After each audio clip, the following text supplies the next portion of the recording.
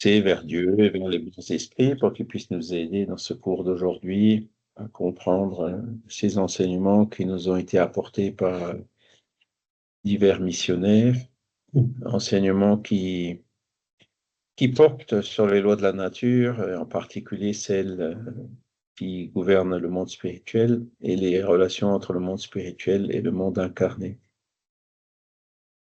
Que cette compréhension puisse avant tout nous aider à comprendre le but de la vie et aussi à travailler pour chaque jour être un petit peu meilleur que la veille et que la même chose puisse se produire avec les esprits qui peuvent être avec nous aujourd'hui.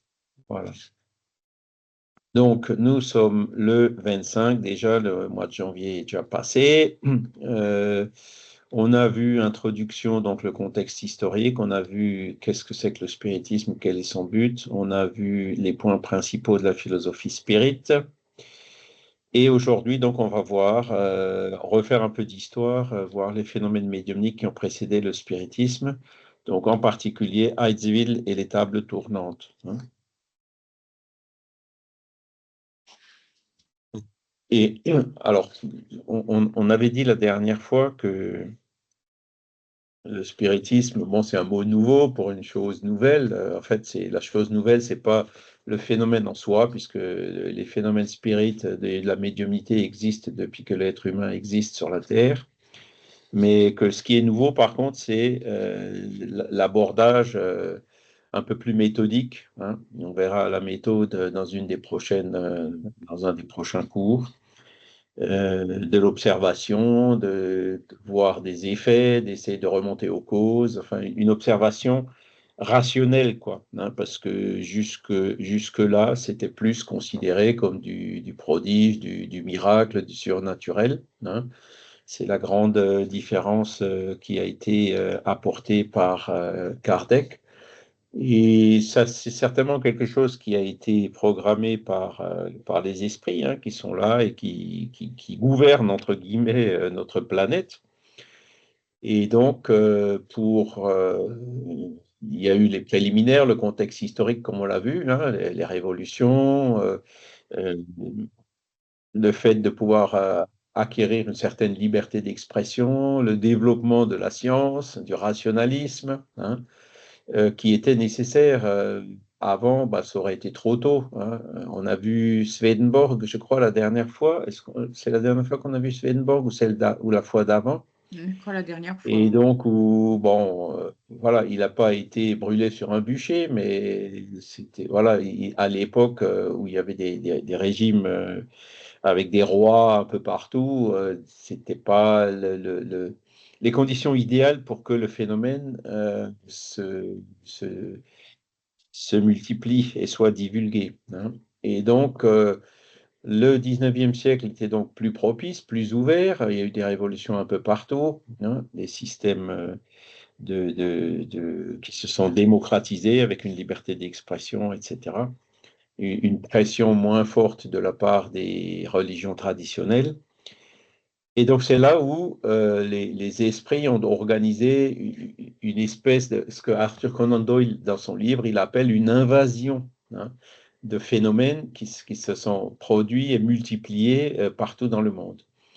Et historiquement parlant, les spirites et les spiritualistes modernes anglo-saxons sont d'accord pour considérer que le point de départ de cette invasion, c'était les phénomènes qui ont eu lieu à Hightsville.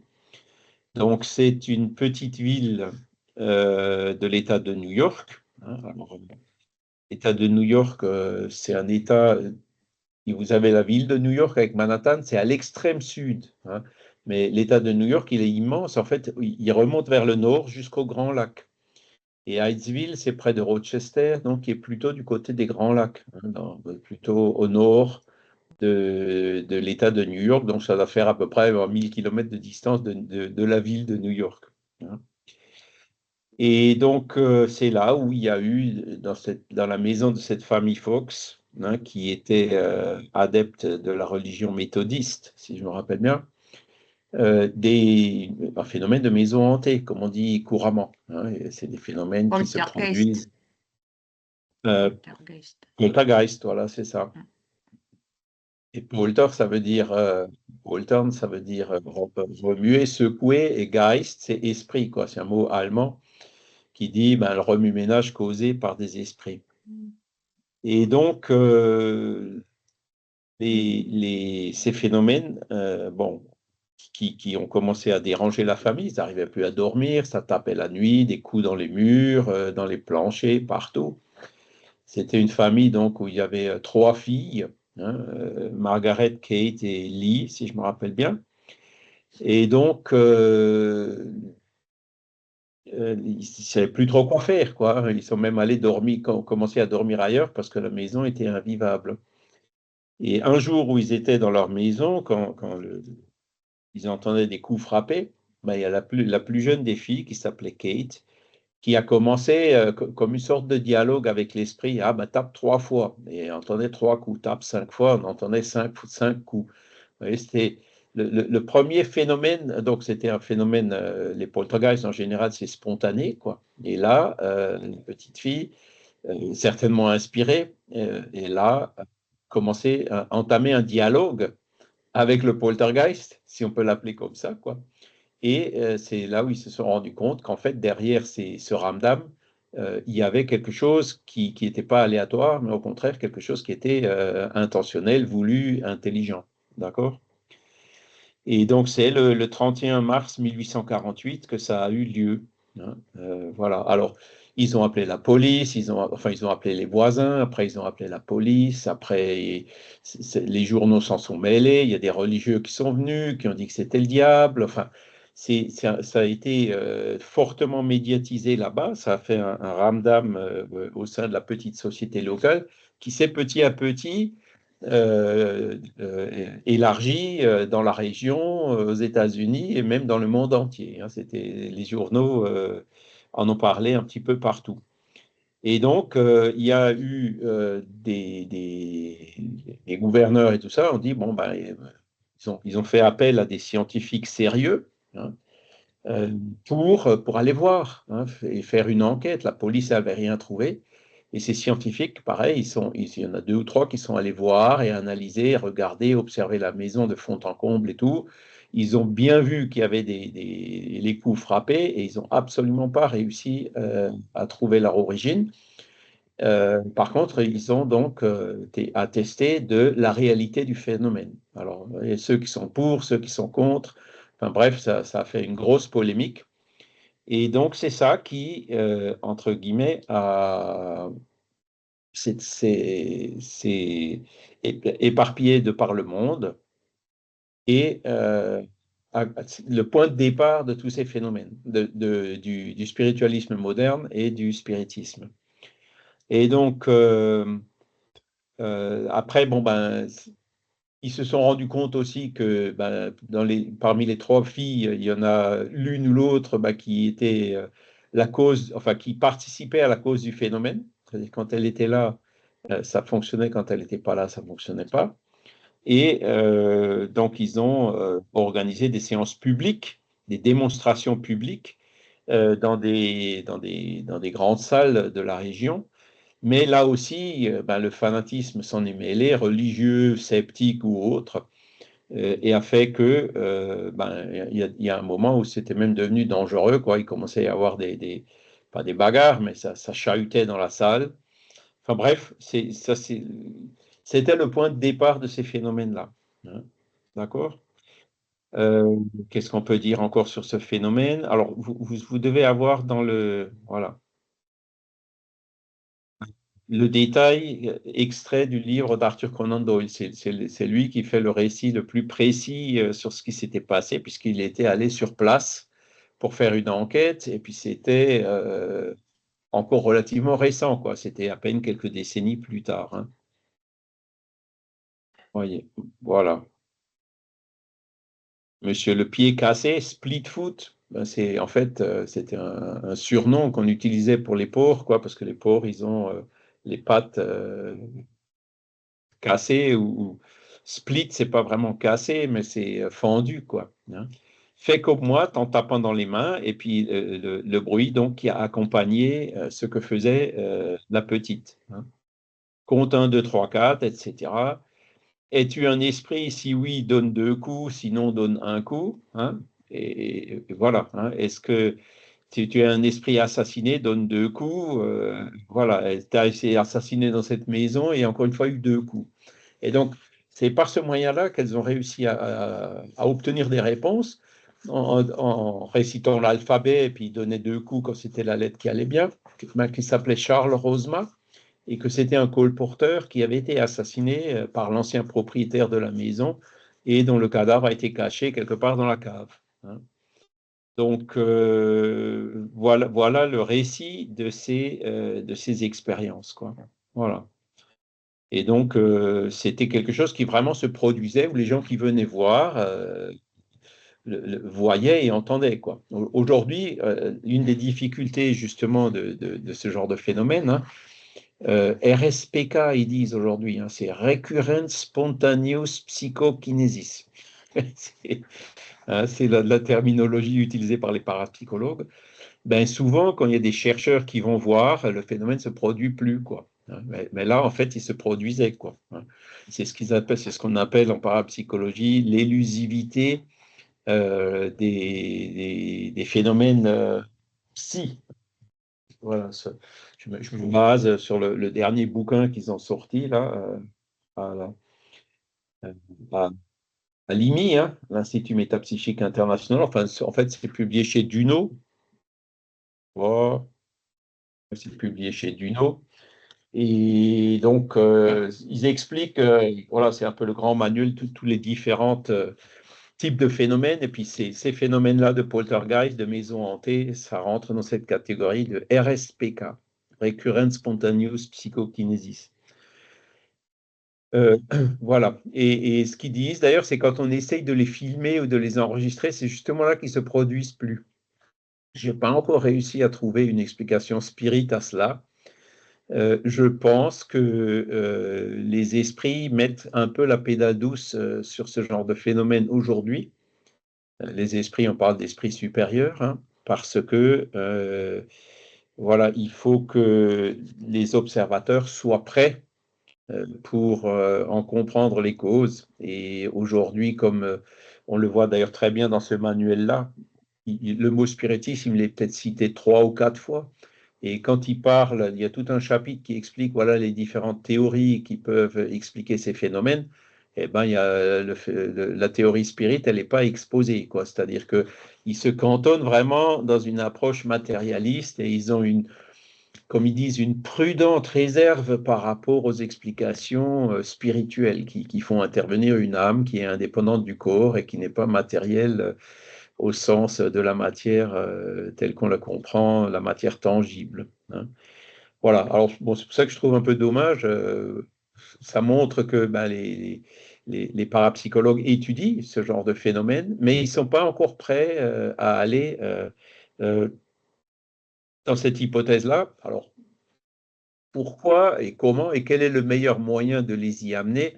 Je pense que les esprits le savent mieux que nous et ils doivent avoir de bonnes raisons pour organiser, entre guillemets, cette élusivité des phénomènes, hein, à moins que cette élusivité ne soit dans le principe même du phénomène. Hein. Pour les phénomènes de poltergeist, je déborde un petit peu par rapport au cours. On peut très bien comprendre l'élusivité par le fait que cet esprit de Charles Rosma, ben, c'était un esprit en souffrance qui a été assassiné ici et qui a organisé ce ramdam pour essayer d'attirer notre attention, pour pouvoir l'aider et tout. À partir du moment où on l'aide, on fait des prières pour lui, ben, il comprend, hein, il se retrouve dans le monde spirituel et puis il continue son chemin et il arrêtera de faire le ramdam. Donc ça c'est une des explications claires pour cette élusivité. Mais il n'y a certainement pas que ça, il doit y avoir plus de choses. Et c'est un domaine où j'avoue que je suis curieux d'en savoir un peu plus, quoi. Comment s'explique cette dite élusivité, hein. C'est comme l'anguille, quand on essaie de l'attraper, hop, elle file. Hein, de ces phénomènes-là. Voilà. Donc, Voilà, ils ont failli être lynchés, les pauvres, parce qu'évidemment, les religieux disaient que c'était le diable. Après, il y en a qui ont cherché à faire de l'argent sur leur dos, à organiser des spectacles payants. Enfin, c'était, voilà en gros ce qui s'était passé, hein. Et donc, c'est là où le mouvement spiritualiste, c'est ce en Angleterre, en États-Unis, dans les pays anglo-saxons, ils ne parlent pas de spiritisme, mais ils parlent de spiritualisme moderne et donc de spiritualiste moderne, hein, une façon, comment dire, un spiritualisme qui non pas religieux, mais basé donc sur l'observation de la médiumnité et de ces phénomènes-là. Voilà.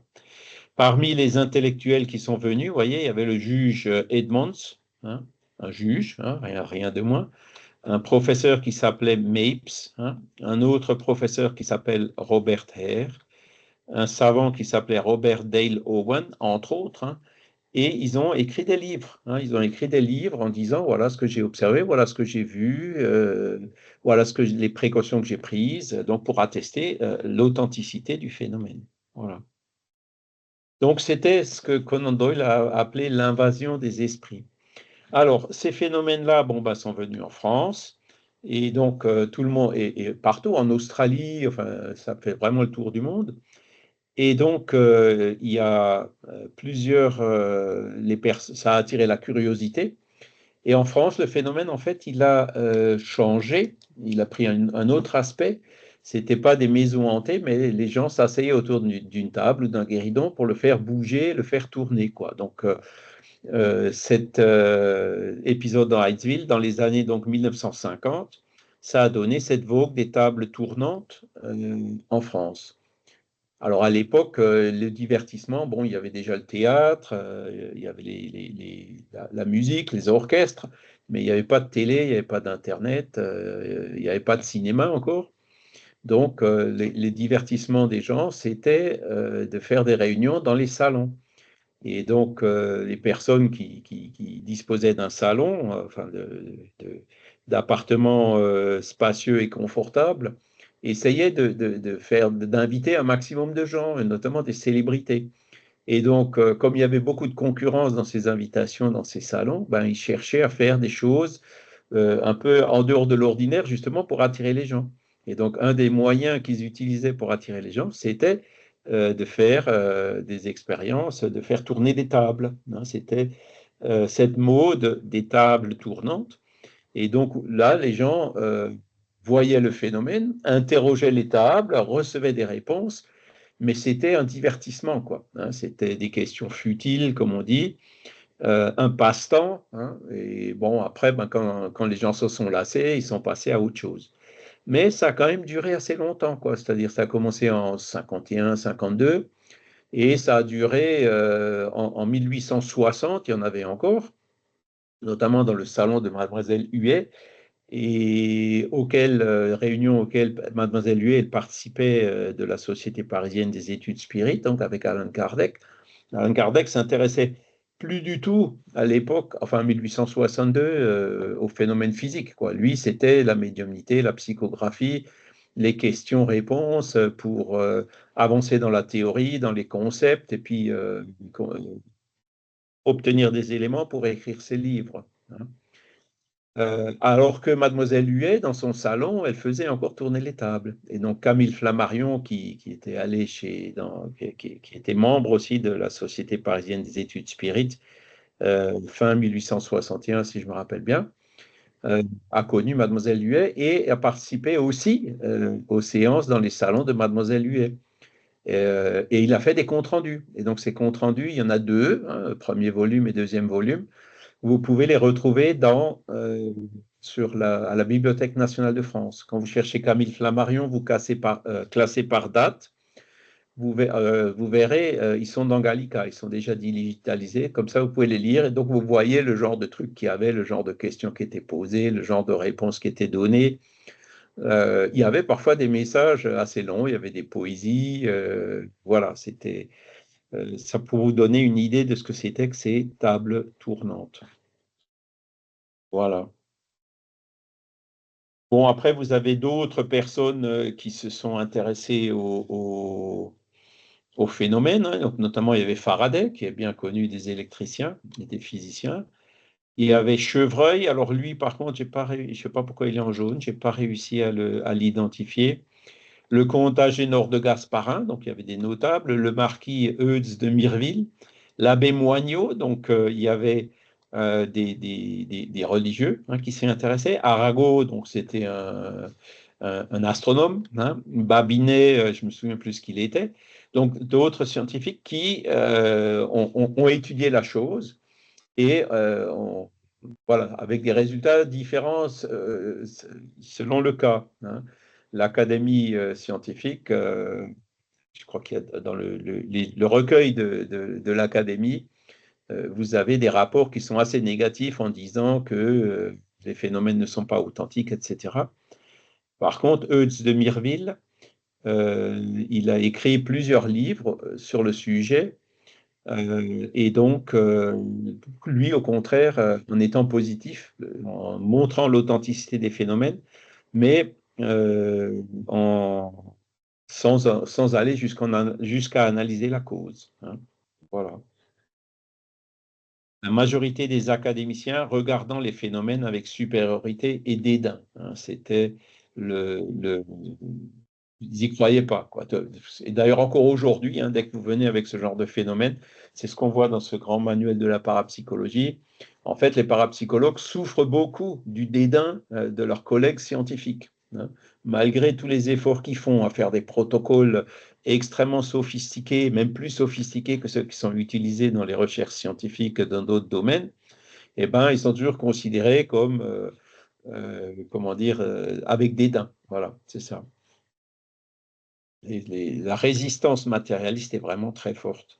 Donc là, vous avez les références, hein. Donc vous avez Delanne, le livre qu'il a écrit, Le phénomène spirit, que vous trouverez aussi sur l'encyclopédie Spirit. Vous avez Arthur Conan Doyle, Histoire du spiritualisme, et des livres aussi qui ont été écrits en portugais. Voilà. Et donc, là, on parle du livre Alan Kardec, donc, qui existe traduit en français en 2 tomes, hein. Vous pouvez les trouver chez Jean-Pierre Pipineau. C'est une biographie d'Alan Kardec où les premiers chapitres parlent aussi de ce sujet. D'accord? Voilà. Après, bon, maintenant, vous avez aussi un autre site qui est intéressant qui s'appelle Retro News. Et donc, il y a un travail énorme de digitalisation des journaux, de la presse. Et vous avez de plus en plus de journaux. Alors, Retro News, il y a une partie gratuite, hein, et si on veut faire des recherches sophistiquées, faut s'abonner. Alors, moi, je suis abonné. Si jamais vous voulez faire une recherche et vous ne voulez pas vous abonner, je peux vous la faire. Mais ça ne coûte pas très cher, hein. Je crois que c'est 10 ou 20 euros par an, quelque chose comme ça. Et donc, quand vous cherchez, par exemple, table tournante dans les journaux entre 1850 et 1860, ben vous verrez, il y a des centaines d'occurrences, hein, d'articles qui ont été écrits dans les journaux à cette époque sur le sujet. Voilà. Bien. Bon, alors évidemment, voilà, le Saint-Office, hein, vous voyez, en 1856, ont condamné ce genre de pratique, hein, parce que ça commençait à leur faire de l'ombre, ça commençait à dévier l'attention des gens par rapport à l'Église, hein. Et après, ils ont cherché, voilà, soit c'est le diable, soit c'est l'hypnotisme, etc., hein. Voilà. Et traitaient d'hérétiques, carrément, les personnes qui produisaient ces phénomènes-là et qui les divulguaient, quoi. Voilà. Après, vous avez ce qu'a dit Kardec lui-même, hein. Donc, dans les œuvres posthumes, il y a l'histoire du spiritisme, hein. Donc, référence numéro 10. Voilà, ah ben non, c'est dans le livre des esprits, l'introduction, item 3, où il disait, ben, c'était les objets qui bougeaient, c'était les tables. Alors pourquoi les tables? Parce que c'est l'objet le plus pratique pour s'asseoir autour, quoi. C'est fait pour, hein. Mais il y a d'autres objets qui bougeaient. Il y avait des instruments de musique, il y avait des accordéons qui bougeaient, qui lévitaient, des trompettes. Enfin, c'était un peu tout euh, qui bougeait sans cause apparente, hein. Et aussi, ils entendaient des coups, soit dans les objets, donc dans la table, soit dans les murs, dans le plafond, ou alors carrément des coups comme ça qui avaient l'air de sortir dans l'air quelque part, hein. Et donc, voilà, donc ces bruits insolites, et c'est ça qui attirait la curiosité des gens. Et après, ben, le phénomène a pris un peu une autre tournure. Ben, comme on l'a vu avec les sœurs Fox, ils ont commencé à poser des questions, ils ont obtenu des réponses, quoi. Donc, la première fois que Alan Kardec a entendu parler de ça en 1855, il a dit, bon, qu'une table bouge, je veux bien le croire, mais qu'une table donne des réponses intelligentes, il faut me prouver que la table a un cerveau, sinon j'y croirais pas, quoi. Hein, donc, parce qu'il n'avait pas, il avait pas encore, c'était au tout début, hein. Donc, il a quand même accepté l'invitation d'un ami un peu plus sérieux que le premier qui lui en avait parlé de façon un peu loufoque. Et donc, il a vu lui-même les tables bouger, il a vu lui-même les questions posées, les réponses données. Et bon, comme il avait le sens de l'observation, il a vu qu'il n'y avait pas de triche, pas de truc. Il a regardé les personnes. C'était un endroit où personne n'avait intérêt à tromper personne.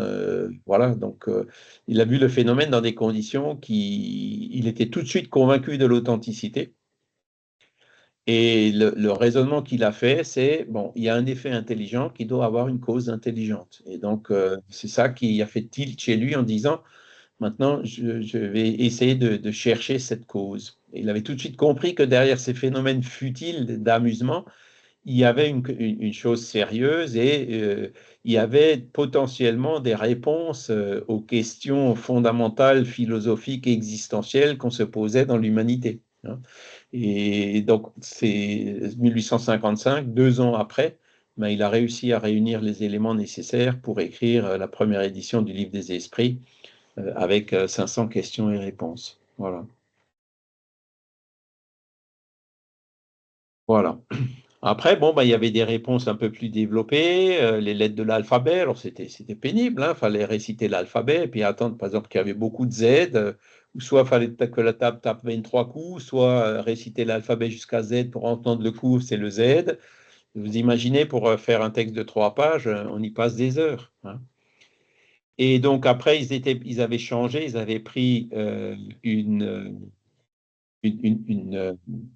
panier, hein, sur lequel ils avaient mis un crayon, hein. Et puis donc, le médium mettait la main sur le panier ou la corbeille, hein, et puis donc, les mouvements faisaient que le crayon, il écrivait sur le papier. Et en fait, c'était des écritures comme ça en spirale, hein. Et on a encore retrouvé, enfin, il existe des images donc d'écritures qui ont été obtenues comme ça. Alors, c'était un peu plus pratique, mais c'était quand même pas terrible, quoi. Et c'est un peu plus tard, ben, qu'ils ont dit, le médium prend carrément le crayon dans la main et écrit directement, quoi. Et c'est comme ça qu'ils ont commencé à obtenir les renseignements. Et puis comme la petite Kate Fox, elle a dit, ben, la cause du ramdam, c'était en demandant au ramdam d'où tu viens, le ramdam a répondu, je suis un esprit. Et ce genre de réponse s'est multiplié aussi dans toutes ces expériences, ces observations de table tournante. Qu'est-ce qui créait ça? Ben, nous, on est des esprits, on était comme vous, on est morts, maintenant on est dans le monde spirituel et on utilise ces moyens-là pour se communiquer à vous. Donc, ce n'était pas une hypothèse préconçue, c'est le phénomène lui-même qui a donné cette réponse, hein. Voilà. Et donc, c'était ça, quoi, hein. C'était la phase initiale de ces phénomènes, donc qui a créé tout ce mouvement spirit et spiritualiste, qui a donné naissance à la fois au spiritisme et au spiritualisme moderne. Voilà. Voilà, donc vous voyez, en 1853, ben, c'est là où vraiment pratiquement tout le monde le faisait, hein. C'était plus un passe-temps qu'autre chose et personne ne cherchait à approfondir les études. Alors, vous avez un autre auteur qui s'appelle le baron de Guldenstube, hein. Lui, il avait observé un autre phénomène qui s'appelait l'écriture directe. En gros, il prenait une feuille de papier blanche, hein, où il n'y avait rien dessus, il la pliait même, il mettait parfois une mine de crayon dedans, et il mettait ça dans une boîte scellée. hein, donc le papier blanc, etc. Et donc, ils faisaient leur prière, enfin, leur concentration, etc. Et à la fin, eh ben, ils ouvraient la boîte et il y avait quelque chose qui était écrit sur le papier. Et c'était des messages avec des textes, avec des signatures, etc., qu'ils ont pu faire des recherches complémentaires pour essayer de mieux comprendre qu'est-ce qu'il y avait derrière, quoi. Et donc tout ça, ce sont des choses qui datent de 1855, 56, 57, le livre des esprits, hein, euh, quand Kardec il avait les éléments, enfin Rivail à l'époque, hein, avait les éléments suffisants pour les mettre dans un bouquin. Christophe? Micro. Oui, j'arrive, 2 Oh, secondes, parce pardon. que j'ai la main Désolée. occupée. Désolée. J'ai un petit peu de mal avec à quantifier, tu sais, parce qu'aujourd'hui, on est tellement sur Internet qu'on peut avoir une information en quelques secondes qui vient du bout du monde. Euh, Là, tu dis, oui, effectivement, 1855. À partir de... comment il s'appelle? Conan Doyle a dit que c'était une invasion. Tu as parlé d'Australie tout à l'heure. C'est-à-dire qu'au moment qu'on connaît le mieux, enfin, qu'on explique le mieux, c'est ce qui s'est passé en France, j'ai du mal à m'imaginer ce qui se passait en dehors de la France, c'est-à-dire dans le monde entier. Est-ce qu'il y avait aussi des centres qui commençaient à se créer, puisqu'on a dit que Kardec avait récupéré aussi dans pas mal de centres, dans des pays étrangers, des questions qui avaient été posées. Par quels moyens il les a eues? Parce que on n'avait pas Internet ni Google à l'époque pour recevoir des emails, donc j'imagine que ça a dû être un travail colossal qui a demandé beaucoup de temps, énormément de temps. Donc j'ai du mal à quantifier un petit peu. Quand je raconte ça aux gens, je dis, mais c'est arrivé dans le monde entier en même temps. Mais comment il a pu, lui, après, récolter toutes ces informations qui venaient du monde entier? Avec les journaux. Donc, il n'y avait pas de, la télégraphie était tout au début, hein, mais elle n'était pas utilisée pour ce genre de choses. Les journaux, en fait, ben, ils étaient imprimés et puis ils étaient ensuite envoyés par bateau, quoi. Donc, je sais pas, moi, des États-Unis jusqu'à chez nous, ça devait durer 2, 3 semaines, quoi, par là. Et pour aller en Australie, évidemment, ça pouvait durer encore plus longtemps, quoi, genre un mois, hein, le temps que les nouvelles arrivent, le temps que les réponses arrivent, etc. Donc, c'est vrai que Kardec, depuis le début de ses observations jusqu'au livre des esprits, il s'est concentré essentiellement sur plusieurs groupes qui pratiquaient ce genre de choses à Paris, hein, ou dans la proche région de Paris, hein. Et c'est à partir du moment où il a publié le livre des esprits qui a été aussi par les Hum. bateaux et tout, qui allait un peu partout dans le monde, et qu'il a commencé à être un peu connu, c'est là où il a commencé à recevoir le feedback, et aussi avec la revue Spirit, hein, c'est là où il a commencé à recevoir le feedback ben, qui venait chaque fois de plus en plus loin, hein, des quatre Ok. coins de la Terre. Et donc, ce retour, il l'a intégré dans la révision du livre des esprits, donc les retours complémentaires qu'il avait reçus de Paris, notamment dans la Société parisienne d'études spirites qui avait été créée le 1er avril 1858, hein, où il y Hum. avait donc des réunions régulières que lui, il dirigeait, donc qui étaient sérieuses, etc., où on ne faisait plus tourner des tables, hein. Il disait, on est déjà loin de l'époque des tables tournantes, hein. Euh, et donc, les éléments complémentaires, il les a reçus de là et aussi de ce feedback qui est venu du monde entier. Hein, le premier livre des esprits, il est allé au Brésil, il est allé un peu partout dans le monde.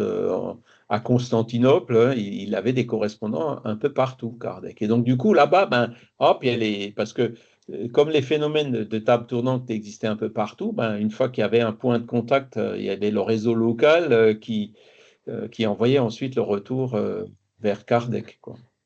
Ok. Ok, Alors, ok, il je s'appelait comprends. Hippolyte Rivail, donc ça, on le verra, je crois, dans le Hum. prochain cours. Hum. Jusqu'au Livre des Esprits, et c'est la première édition du Livre des Esprits où il a adopté, juste avant, hein, le pseudonyme d'Alan Kardec. D'accord. Soise? Oui, le papier dans les boîtes fermées avec la prière avant, ça s'est perdu finalement. L'écriture directe? Je ne sais pas. Alors, ce phénomène-là, il était assez multiforme. Donc, le baron de Guldenstube, vous trouverez aussi ses livres sur Gallica, hein, si vous voulez le lire. Donc, il a fait ces expériences-là. Alors, lui, par contre, son interprétation, il disait que ça venait de Dieu. Enfin, il avait vraiment une interprétation très religieuse de la cause, hein. Il rentrait pas dans l'hypothèse qu'il existe des esprits qui font ce qu'ils veulent, quoi, avec leur libre arbitre. Après, vous avez Kardec qui parle aussi de ces phénomènes-là qui avaient été faits par d'autres, hein, notamment Didier, qui était son éditeur, hein. Et donc, ils allaient avec le médium qui va bien dans une église et puis ils mettaient des papiers en bas d'une statue, des feuilles blanches, et puis quand ils les reprenaient, il y avait aussi quelque chose d'écrit sur ces feuilles. Et Kardec, il est même allé jusqu'à analyser chimiquement le matériau de l'encre, parce que là, ils avaient fait les expériences sans rien mettre, quoi. C'est-à-dire que les esprits se débrouillaient pour amener ce qui avait marqué le papier, hein. Donc, soit le graphite, soit l'encre ou un autre moyen, quoi. Et les rapports de cela, enfin, ces analyses, Kardec le décrit dans les revues spirites, si je me rappelle bien, de 1859. Et ça, c'est l'écriture directe. Après, vous avez les anglo-saxons qui l'ont fait aussi. Donc, il y a un médium qui s'appelait Slade, si je me rappelle bien, et un écrivain spiritualiste qui s'appelait Epes Sargent. Voilà, ça me revient. Donc, il a aussi écrit des livres. Ceux-là, vous les trouverez peut-être qu'en anglais. Je n'ai pas mémoire qu'il a été traduit en français ou en portugais. Ça a été traduit en portugais.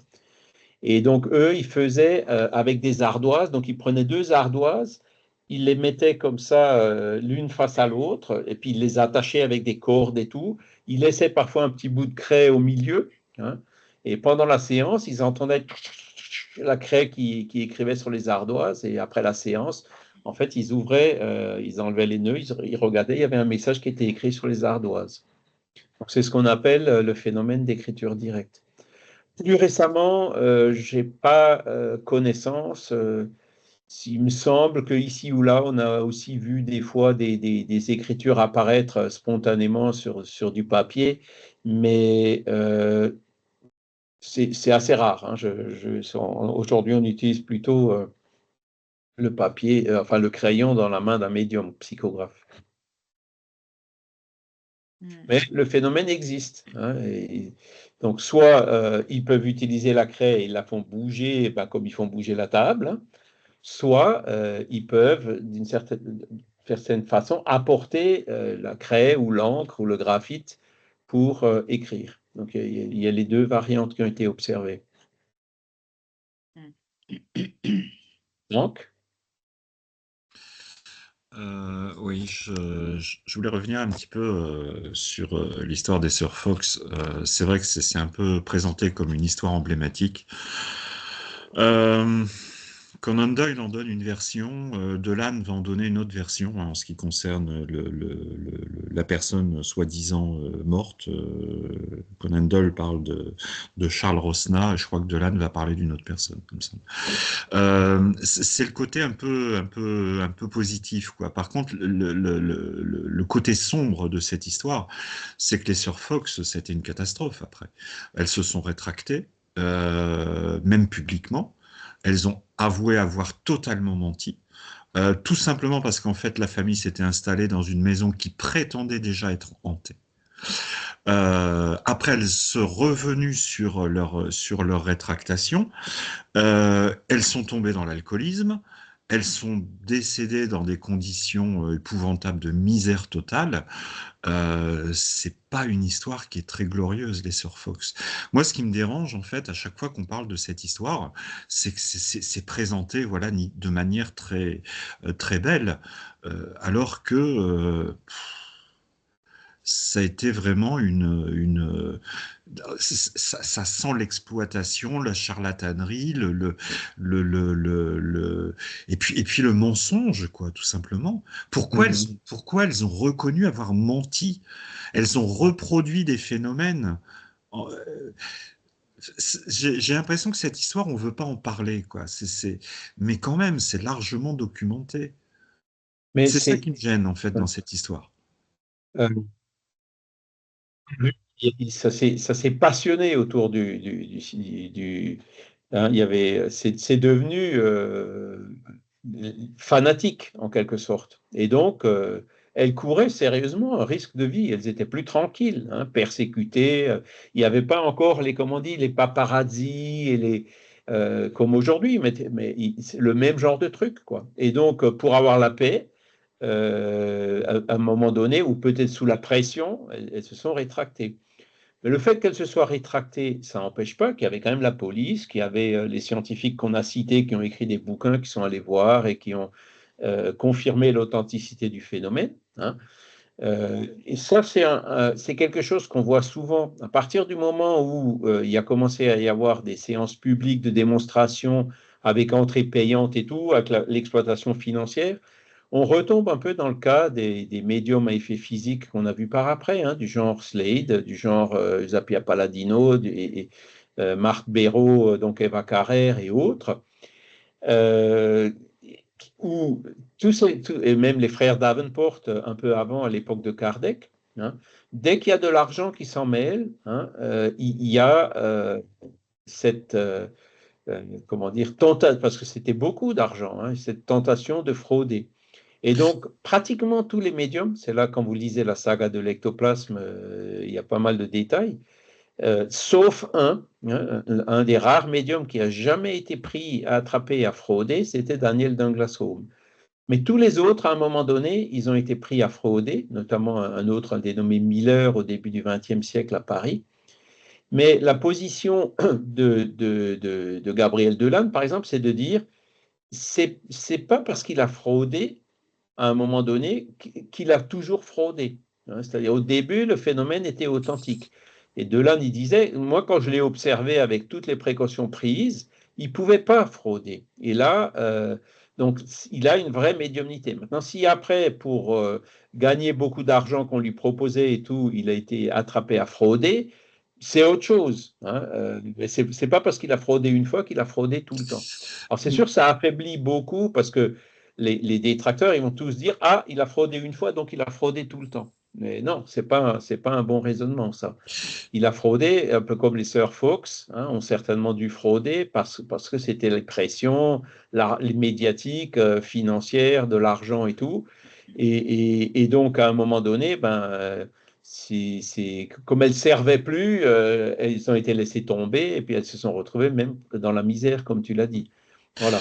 Mais ça, c'est quelque chose qui est purement humain, tu vois. Oui, mais ça pose un problème de déontologie. J'allais dire après, dans le livre des esprits, on n'arrête pas de nous parler de moralité, de choses comme ça, d'être bien, de vérité. Et en fait, on est face à des gens qui n'arrêtent pas de mentir. Alors, est-ce que les esprits, finalement, prennent un malin plaisir à jouer le jeu du mensonge? Si c'est pas le cas, c'est de la fraude et du charlatanisme. Bon, je sais pas, il y a un truc il y a un truc un peu bizarre dans cette histoire. C'est pour ça, c'est vrai que la semaine dernière, j'ai un peu enquiquiné le monde avec le livre de Douglas Home, mais moi, je vous invite à le lire. Il est très clair, en fait. Pour lui, allez, 90% des 95, même 15% des médiums sont des gens de peu de moralité, quoi. Lui-même était conscient de ses limites, mais je sais pas, la spiritualité, c'est pas du barnum, quoi. C'est ça qui me gêne Alors, dans cette histoire. c'est une question qui est très intéressante. Et c'est là où, justement, Kardec, lui, il n'est pas tombé dans ce genre de piège. Et pourquoi est-ce qu'on parle encore de spiritisme aujourd'hui? C'est grâce à ça, hein, parce que les tables tournantes, il y a certainement eu aussi des salons où ils ont fraudé, où la table, elle ne tournait pas vraiment. Enfin, voilà. Donc, dès que c'est... Quelle est la motivation qu'il y a derrière, hein?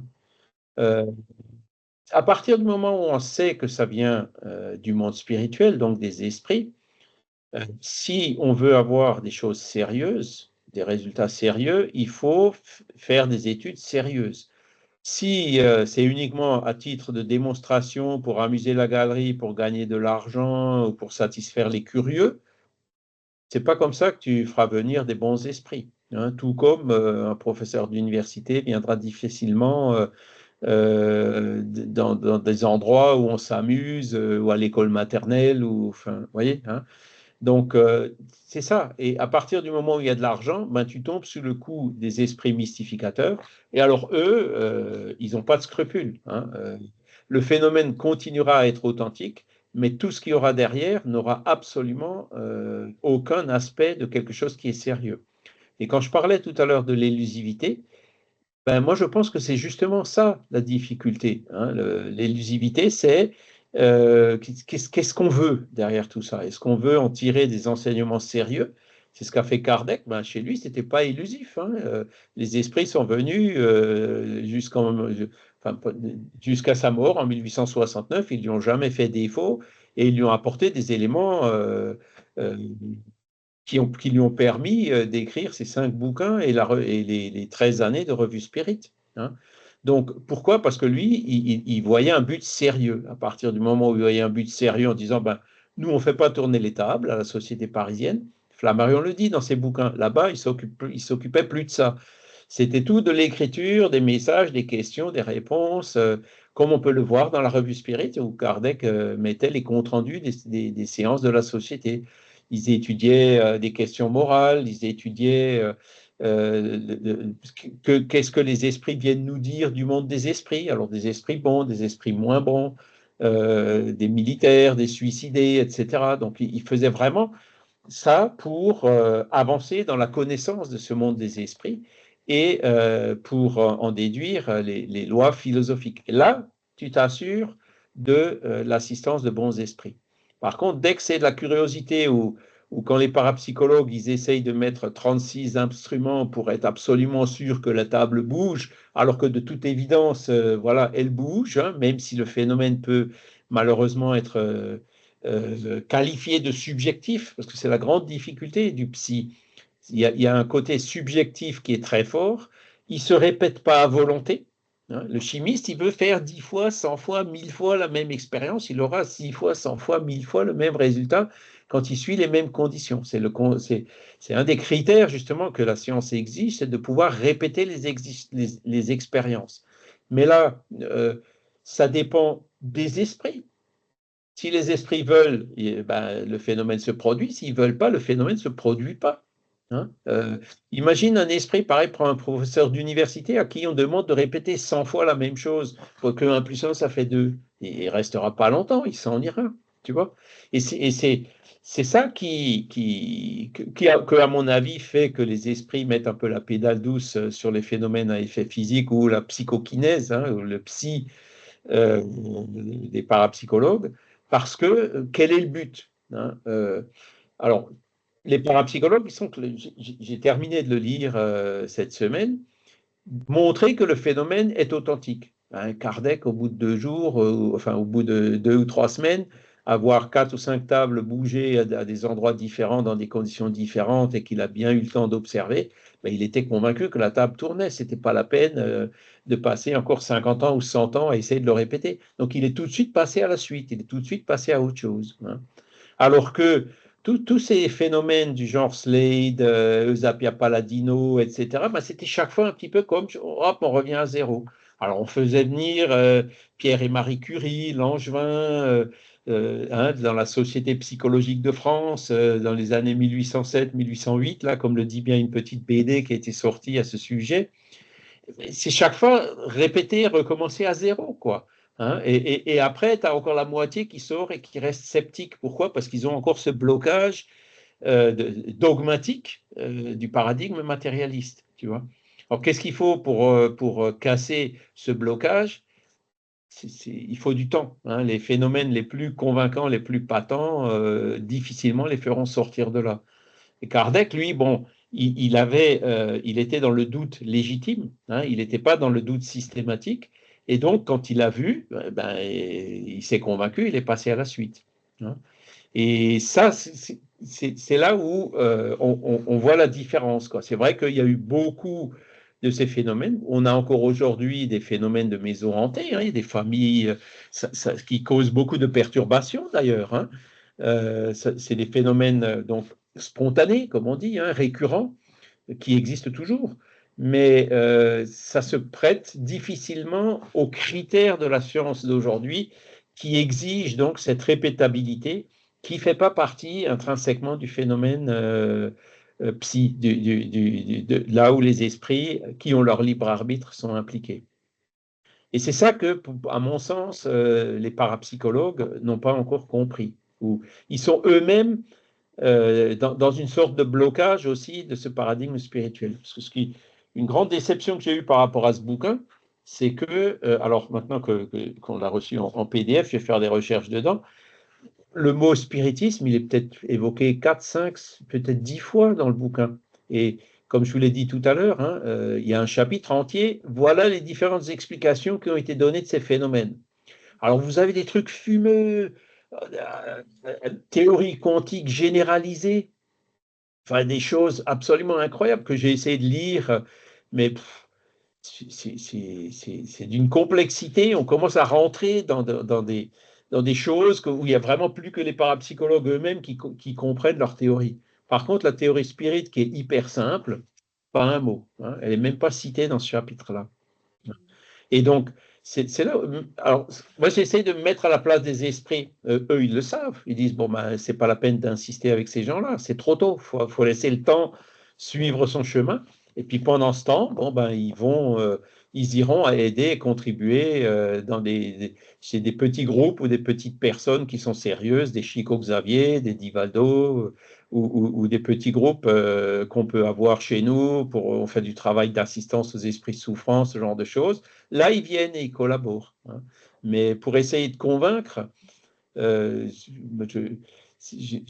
les comprends. Ça ne sert à rien. Ce sont des efforts qui sont inutiles. Et Kardec l'avait bien senti aussi. Quand vous regardez dans Qu'est-ce que le spiritisme, le dialogue avec le sceptique, où le gars il disait, mais ce serait quand même bien que les esprits nous montrent ces phénomènes, qu'ils les reproduisent pour pouvoir nous convaincre. Hein. Et Kardec, il dit, mais regardez Hightsville, regardez ici, regardez là-bas, ils les ont montrés, les phénomènes, c'est pas pour autant que ça a convaincu. Donc, ils vont pas s'amuser à répéter des choses qui sont inutiles pour les personnes qui sont pas encore prêtes. Alors que ceux qui sont prêts, bon, ben, soit ils ont vu, soit ils ont lu ce qu'ont écrit ceux qui ont vu, et puis ils s'en convainquent. Moi, personnellement, je vous l'ai déjà dit, j'ai été convaincu que les tables pouvaient bouger et tourner. Je l'ai vu que 10 ans après. Hein, c'est quand on est arrivé à Mulhouse, là, il y a un petit groupe qui faisait tourner les tables, et donc où j'avais assisté à quelques séances, et bon, bah, c'est là où j'ai vu les tables qui tournaient, qui répondaient, qui frappaient un coup, deux coups, etc. Mais bon, moi, quelque part, ça m'a un peu confirmé dans ce sur quoi j'étais déjà pas mal convaincu. Hein. Et ça m'a permis aussi de voir les conditions dans lesquelles ça se passe, qu'il faut qu'il y ait un médium à effet physique, que ce médium, il laisse de l'énergie, qu'il est fatigué à la fin de la séance, qu'au bout d'un certain nombre de séances, il est carrément malade, et que les messages qui sont reçus par ce biais-là, ben, c'est du blabla, c'est des trucs qui n'ont aucune profondeur, et que c'est pas le bon moyen, quoi. Hein. Voilà, donc j'ai pu l'observer moi-même, mais j'en étais convaincu rien qu'en lisant Kardec. J'aurais pas eu besoin de le voir, tu vois. Donc, en fait, c'est ça la difficulté. Et donc, les détracteurs, ceux qui font certainement plus de ramdam que les propres spirites, les zététistes, comme on les appelle aujourd'hui, hein, qui sont vraiment... alors, les parapsychologues se les prennent aussi, les zététistes, hein, parce que les zététistes, bon, ce que je disais, moi, en parlant avec Renaud Évrard, qui est un des principaux auteurs du titre, je dis, ben, vous, les parapsychologues, en fait, vous êtes un peu en première ligne parce que vous essayez justement de vous donner une légitimité scientifique qui vous est contestée. Alors que nous, les spirites, on ne cherche pas forcément cette légitimité scientifique. Hein, et de toute façon, les zététistes nous considèrent comme des cinglés. Hein, donc, nous, ils nous fichent la paix. Par contre, eux, ils s'en prennent plein la figure. Hein. Et donc, ils les catégorisent dans leur bouquin en parlant donc le doute légitime et puis l'incrédulité systématique. C'est-à-dire, ils sont contre par principe. Ils n'ont pas d'argument pour expliquer, démontrer par A plus B que le phénomène n'existe pas. Hein. Et ça, ben, on en souffre, ils en souffraient à l'époque, on en souffre toujours encore aujourd'hui. Et ces gens-là, seul moyen de les convaincre, c'est vraiment un phénomène subjectif, individuel à leur niveau, mais qui les touche fortement, quelque chose qui vraiment les concerne au fond d'eux-mêmes. Ça c'est peut-être un moyen de les faire changer. Et encore, hein. Aujourd'hui, on voit les phénomènes, les, euh, phénomènes de mort imminente, hein. Vous en avez certains qui changent complètement, hein, mais vous en avez d'autres qui n'en parlent même pas et qui changent. Ça n'a fait absolument aucun effet sur eux. Ils vivent avec. Et il y en a d'autres, au contraire, qui ont changé, mais dans le mauvais sens, quoi, qui sont devenus, comment dire, qui ont été satellisés, comme je le dis. C'est des gens qui ont commencé à faire de l'argent avec, etc., quoi, hein. Mais voilà, donc les esprits savent, nous on ne sait pas qui est vraiment prêt à accepter les choses et qui c'est qui n'est pas prêt à les accepter. Et les bons esprits, c'est clair que quand ils voient qu'une personne n'est pas prête à être convaincue, eux, ils font aucun effort, ils vont pas faire beaucoup d'efforts pour la convaincre, parce qu'ils savent que c'est inutile, c'est une perte de temps. Donc je pense que c'est là qu'on trouve une des explications à cette élusivité. Maintenant, moi je suis ouvert, hein, il y a peut-être d'autres raisons plus fondamentales. Christophe? Oui, c'est plus une réflexion. Moi, ça fait maintenant 11 ans, 11 ans que je suis avec vous. 11 Oui, ans que j'étudie, que je partage avec principalement des gens qui ne connaissent même pas Alan Kardec. oui, Et dans des milieux spiritualistes. Alors, des milieux spiritualistes qu'on appelle New Age. oui. Ils connaissent plus Dolores Cannon, ils connaissent plus même à la limite Sylvain Didlot, pour qui j'ai beaucoup de respect, hein, mais c'est du channeling. Mais Alan Kardec, ils connaissent pas. Mais dès que tu commences à évoquer Kardec, de toute façon, ce qui ennuie les gens, c'est le côté moraliste. Puisqu'en fait, pour moi, avec le recul que j'ai de ces 11 ans d'études, c'est la seule chose pour moi qu'il faut retenir principalement, c'est ce côté moral, ce côté réforme intérieure que tout le monde devrait avoir. Sauf que si on prend l'histoire un petit peu de tout cela, euh, Moïse avait mis une première couche, Jésus en a mis une deuxième. Aujourd'hui, je le dis à chaque fois, à chaque réunion que je peux avoir, je le dis, on en est où 3500 ans après Moïse sur tu ne tueras point ou tu ne commettras point d'adultère. Donc, on n'a toujours pas encore compris. Et pourquoi? Parce qu'on est dans un monde, Kardec l'explique merveilleusement, on est dans un monde d'expiation. Donc, les gens qui sont spirituellement déjà éclairés, il n'y en a pas beaucoup, ça commence à s'ouvrir de plus en plus puisque la planète est en train de se régénérer et de rentrer dans une nouvelle ère. Mais tu le dis si bien, et c'est vrai, c'est que pour reconnaître aussi le phénomène des EMI, il y en a beaucoup qui se dirigent vers la médiumnité payante, la médiumnité. Et dès que tu commences à évoquer que la médiumnité doit être gratuite, moi on me l'a encore dit l'autre jour, hein, un médium m'a dit, mais toi tu viens d'une autre planète. D'où tu viens, tout est gratuit. Je fais, mais je croyais que si tu aimes Dolores Cannon et que tu te prends pour un élu, comme tu le dis, tu dois justement montrer l'exemple. Donc, si on est là pour éclairer, justement, c'est pas pour faire payer les gens. Donc, il tourne en rond.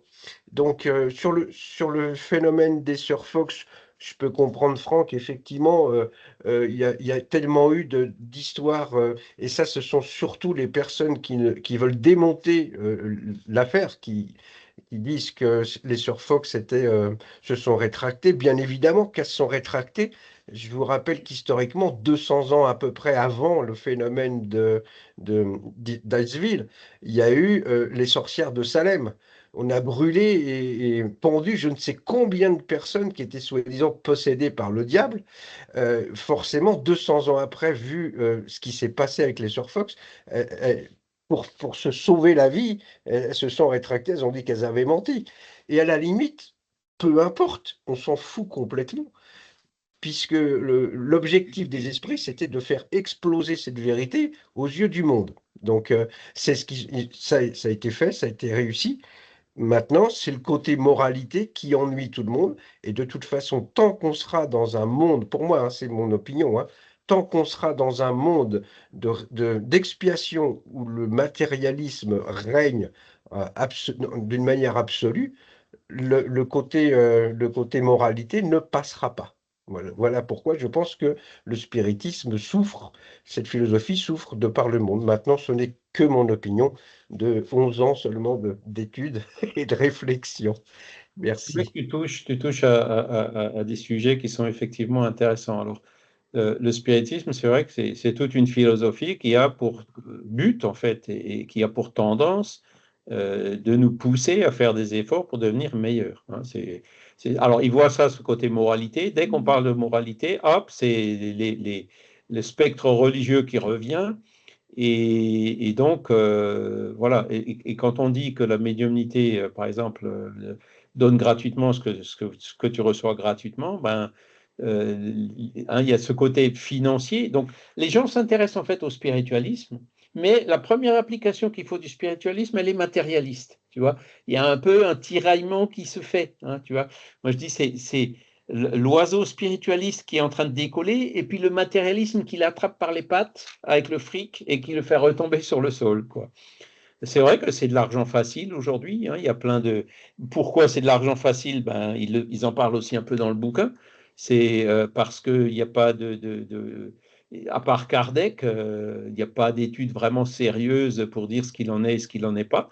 Il y a certainement beaucoup de bonnes choses à plein d'endroits, y compris en dehors du spiritisme, hein, c'est clair.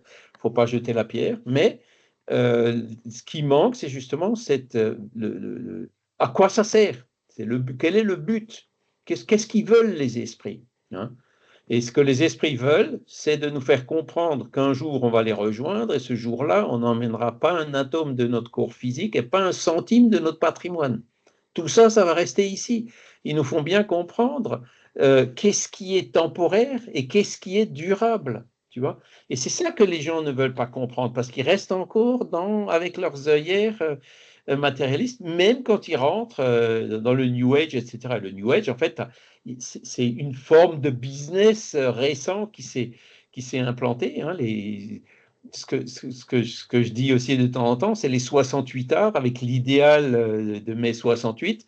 Ben, plus tard, ils ont appris à faire du business. Hein, on les voit un peu partout. Et c'est ça que effectivement les spirites se refusent. Et ça fait partie d'un des blocages qu'il y a par rapport à Oui. l'acceptation, à la perception du spiritisme. Après, Bon, alors le c'est pour ça qu'il y a blocage plein qu'il de y gens a, qui viennent, qui réinventent la roue, qui réinventent le monde, le channeling, ils te prennent l'ayahuasca ou j'en passe, hein, des choses que le spiritisme démontre comme absolument inutiles, voire même nocives pour la santé. Hein. Mais bon, parce qu'ils n'ont pas encore vraiment réussi à sortir du matérialisme. Et ce qu'il y a derrière, c'est effectivement des valeurs morales, hein, qui nous manquent aujourd'hui. Pourquoi est-ce qu'on a de la guerre? Quand on voit un président d'un grand pays, hein, qui fait un chantage économique pour rentrer dans un groupe pour promouvoir la paix, est-ce que le chantage économique, c'est vraiment le meilleur moyen pour promouvoir la paix dans le monde? Personnellement, je ne suis pas sûr du tout. Hein. Et personnellement, je n'accepterai jamais ce genre de position. C'est là où on voit le manque de moralité, l'insulte, le manque de respect, etc., qui se librent aujourd'hui. Hein. Les lois qui ne sont plus respectées, même les lois humaines qui ne sont pas parfaites.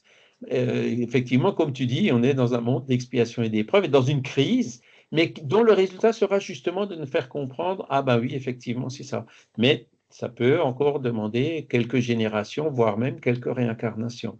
Donc c'est pour ça et- qu'il faut être patient, hein, ça va finir par venir, oui, mais faut être Kardec, il patient était, comme Jésus, un peu en avance sur son temps. Hein. faut être patient, mais pour moi, c'est une quête personnelle. Voilà, tout simplement. Voilà. Allez essayer de convaincre Pierre-Paul Jacques, aujourd'hui, c'est terminé.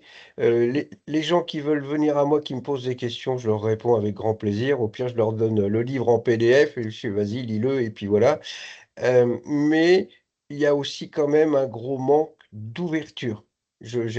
Franchement, même entre soi-disant spiritualistes ensemble, parce que pour moi, un prêtre, un catholique, un musulman, un juif, peu importe, est spiritualiste. Il croit en Dieu, il est monothéiste. Donc, on devrait tous se mettre autour d'une table et discuter. Je suis intervenu l'autre jour sur un site qui est plus ou moins catholique, où justement, il disait que le spiritisme, c'était diabolique, qu'il refaisait un costume justement au Sir Fox, il refaisait un costume à Kardec, il refaisait un costume à tout le monde. J'ai juste posé une question, je leur ai dit, mais Moïse, comment il l'a eu, lui, ces 10 commandements, il les a reçus comment? Parce qu'il disait que la médiumnité, c'était satanique. Donc, je suis, mais Moïse, il a eu comment son message? Il l'a entendu, donc c'est de la clairaudience, on est bien d'accord. Donc Moïse était médium. Ils m'ont répondu, oui, Moïse était médium, mais lui, il avait le droit, et lui, il était bien. Voilà, donc, ils sont enfermés dans leur dogme, dans leurs croyances. Ils ne veulent pas s'ouvrir aux autres. Et c'est là où je pense qu'il faut faire attention et qu'il y a une ouverture à faire. C'était ma dernière question, mais peut-être pas aujourd'hui. C'est comment tu vois l'évolution de la spiritualité au cours de ces prochaines décennies, bien qu'on n'a toujours pas compris le côté moral. Mais je pense qu'il y a un manque d'ouverture de la part de toutes et tous, dans toutes les croyances et toutes les mouvances. Raison, hein, chacun se bat un peu pour son business, pour sa Oui. paroisse, hein, c'est Mm. ce qu'on voit. Et ça vient de l'intérêt matérialiste, une forme d'égoïsme, quoi, hein. Alors C'est ça. que le spiritisme encourage plutôt, comme tu dis, l'ouverture et puis la charité, l'abnégation et le désintéressement. Mm. C'est pas le désintérêt, c'est une chose, désintéressement, c'est autre chose, hein, faut pas confondre les deux mots. Et le désintéressement, il est fondamental. Alors, en tant que spirit, c'est vrai que nous, on peut travailler pour essayer de devenir nous-mêmes meilleurs, essayer de donner l'exemple autour de nous, mais tu ne peux pas devenir meilleur à la place d'un autre, hein. Donc ça, c'est, Non. comme tu dis, un parcours individuel. Et après, moi, je reconnais qu'il y a des gens qui, dans le channeling, trouvent le moyen de devenir meilleur aussi, hein. Donc, je jette jamais la pierre, quoi. Mais Mm. euh, c'est clair que le manque de désintéressement, ou dès que l'argent s'en mêle, on est sur un terrain glissant et on peut facilement glisser du mauvais côté, Mm. hein. Et voilà, donc il faut être patient, mais donc peut-être un peu en avance sur notre temps, mais bon, il en faut, hein. Et donc, même si on se prend des railleries et des choses comme ça, bon, ben, c'est mieux Peu importe. qu'il y a quelques siècles quand on était brûlé sur des bûchers, quoi. C'est ça. Franck? Merci. Oui, faire attention, hein, quand on parle de Moïse et du décalogue, il n'a jamais été dit tu ne tueras pas, hein. C'est une très très très très très mauvaise traduction. En fait, le texte hébreu dit ne tue pas sans raison. Tu n'assassineras pas, hein, puisque la peine de mort en fait est présente dans la Torah.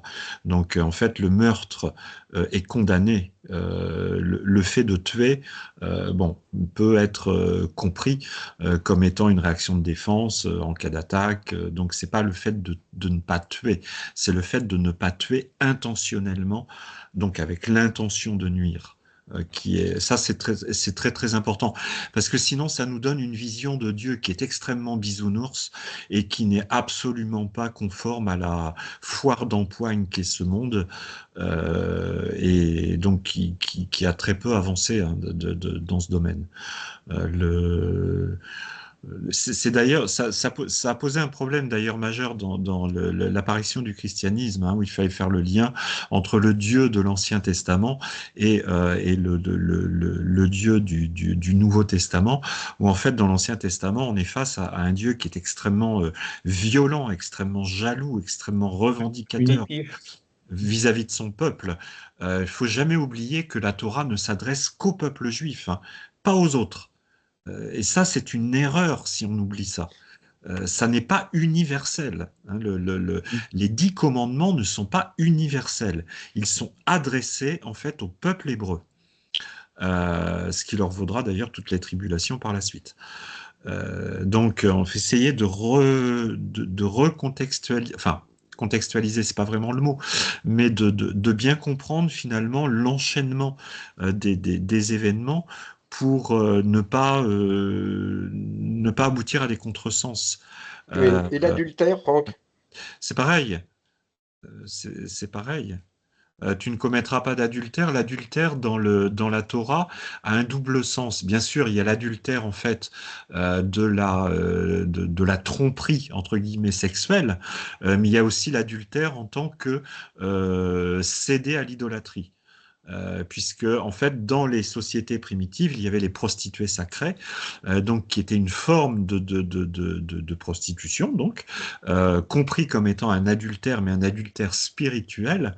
Ça j'allais dire, ce sont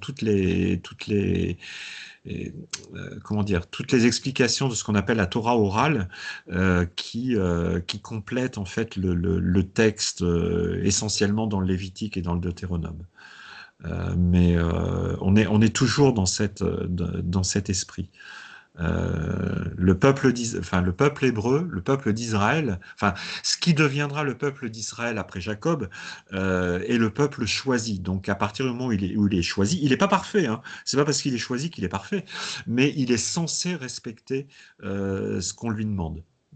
Et à chaque fois qu'il déroge, hein, il y a le veau d'or, il y a tout ça, il y a toutes ces histoires que l'on peut prendre comme des histoires symboliques, hein. On ne peut pas forcer non plus de les prendre comme étant des faits historiques. Eh bien, ça se retourne contre eux. C'est la raison pour laquelle il y a tous les grands prophètes, Isaïe, Ézéchiel, Jérémie, tout ça, qui n'arrêtent pas d'invectiver le peuple juif, le peuple hébreu, de ne pas respecter finalement ce qu'on lui demande. Et à chaque fois qu'il déroge, c'est tout le malheur, enfin toutes les catastrophes qui peuvent lui tomber dessus. Et ça dure encore de nos jours, quoi. Donc voilà. C'est vrai, Franck, tu as raison. Mais bon, ce qu'il faut resituer un peu dans le contexte, c'était il y a 3500 ans à peu près, Oui, quoi. oui. Donc à l'époque, les Hébreux, c'était un peu ils venaient à peine de sortir de la sauvagerie, quoi. C'était un peuple qui marchait que sous la contrainte, la menace et à la trique, si j'ose dire, hein. C'est pour ça que il y a cette image du Dieu sévère, vengeur, etc. Et Et donc, il faut savoir aussi 1500 qu'il ans y a, plus tard, voilà, il ouais, y a un bon nombre on a l'image un peu classique que ce sont essentiellement les Hébreux. Donc en fait, c'est quoi? C'est toute la descendance de Joseph, hein. L'Égypte n'a pas toujours été le pays de la servitude, puisque le Joseph en fait est devenu quasiment l'égal de Pharaon, hein. Simplement dans l'Exode, il est marqué qu'à un moment donné, en fait, il y a un nouveau pharaon. Alors, on ne sait pas. Pharaon n'est jamais nommé d'ailleurs, hein. C'est pour ça qu'il est complètement illusoire de se demander si c'était Ramsès II, si c'était Minotep, si c'était. Pharaon n'est jamais nommé, hein. C'est la fonction. C'est la fonction en fait. Eh bien, Pharaon semble avoir oublié ce qui s'est passé avec l'histoire de Joseph et de sa famille et va finalement pour sa gloire personnelle, rendre ce peuple en esclavage. Et à l'Exode, en fait, il n'y a pas que le peuple hébreu qui fuit, il y a un certain nombre d'Égyptiens aussi qui vont vouloir suivre. Donc voilà, on est face à une population extrêmement hétérogène, avec un mélange de fidélité, d'idolâtrie. Il y a encore beaucoup d'Égyptiens qui tiennent à leurs croyances. Donc il va falloir remettre un peu d'ordre dans tout cela. Et c'est toute l'épopée de l'exil d'ailleurs, hein, puisque les 40 ans d'exil, c'est extrêmement symbolique, hein. 40, c'est un chiffre symbolique dans la Bible. Au bout de 40 ans, toute cette génération aura disparu. Donc on va recommencer à partir d'une nouvelle génération qui aura coupé de toute cette histoire. C'est intéressant. Alors, bien évidemment, voilà, on y adhère, on n'y adhère pas, peu importe. Mais bien souvent, on fait dire à la Bible ce qu'elle ne dit pas. Et tu sais, Christophe, tu disais qu'effectivement, tu avais rencontré beaucoup de spirites qui n'avaient jamais lu Allan Kardec. Moi, je suis ébahi par le nombre de gens qui se permettent de parler de la Bible et qui ne l'ont jamais lu, quoi. J'entends des trucs, mais alors complètement délirants, quoi. Oui. En fait, quand Jésus il est venu 1500 ans plus tard, quand l'humanité avait un peu évolué, pour casser justement cette image du Dieu sévère, vengeur, punitif, et faire ce Dieu amour. Mais bon, les religions traditionnelles ont quand même gardé l'enfer et puis ce genre de choses. Et c'est là où, il y a 150 ans, Kardec, il est venu avec une vision philosophique de Dieu, de ses attributs, qui est beaucoup plus conforme à nos éléments de réflexion, aux moyens qu'on a de comprendre aujourd'hui. Mais même ça, hein, comme le dit Christophe, c'était il y a 150 ans, c'était en avance sur son temps. Aujourd'hui, il y a plein de gens qui n'ont pas encore compris les enseignements moraux de Jésus ou qui les rejettent, hein. 2000 ans plus tard, le spiritisme n'a que 160 ans, donc c'est normal qu'il y a beaucoup de gens encore qui le rejettent, quoi. Mais bon, voilà. Après, chacun évolue à son rythme, hein. On ne peut pas évoluer à la place d'un autre. Et puis donc, travaillons déjà sur nous-mêmes, et puis les autres, ma foi, il faut rester patient, hein. Ça va finir par venir, mais voilà. Encore aujourd'hui, bon, moi je trouve qu'aujourd'hui, on est quand même de moins en moins traité pour des fous, des choses comme ça, hein. Les gens, il y a un certain respect qui commence à s'installer quand même. Quand tu regardes les émissions il y a 20, 30 ans qui parlaient de spiritisme et de Kardec, c'était vraiment en disant c'est absolument n'importe quoi, c'est de la superstition pure, etc. Autant aujourd'hui, le dialogue a quand même un peu changé. Il y a quand même un certain respect qui s'installe, même si, comme je le dis, par exemple, ce livre que je viens de vous montrer, il est encore loin, ou alors ils ont peut-être étudié, mais ils se refusent d'en parler, hein. Voilà. Leur réserve prudente, c'est à se demander si elle est vraiment prudente ou peut-être même carrément systématique.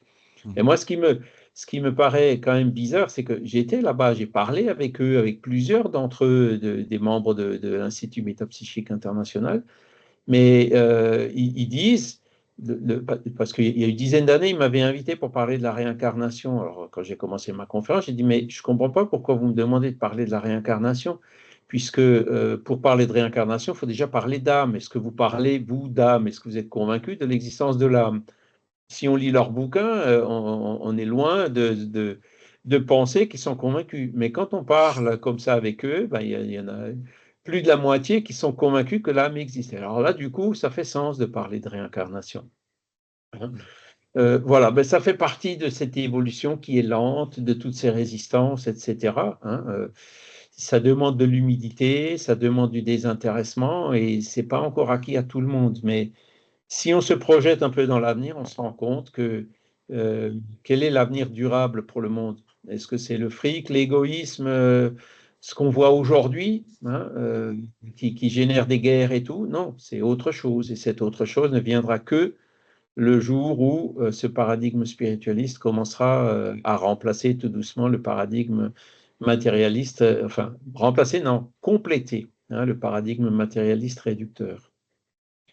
Oh, Mais après, Didier, c'est vrai que c'est vous aviez l'ignorance aussi, qui cause ouais, le plus vas-y. de c'est l'ignorance qui cause le plus de problèmes aussi, énormément.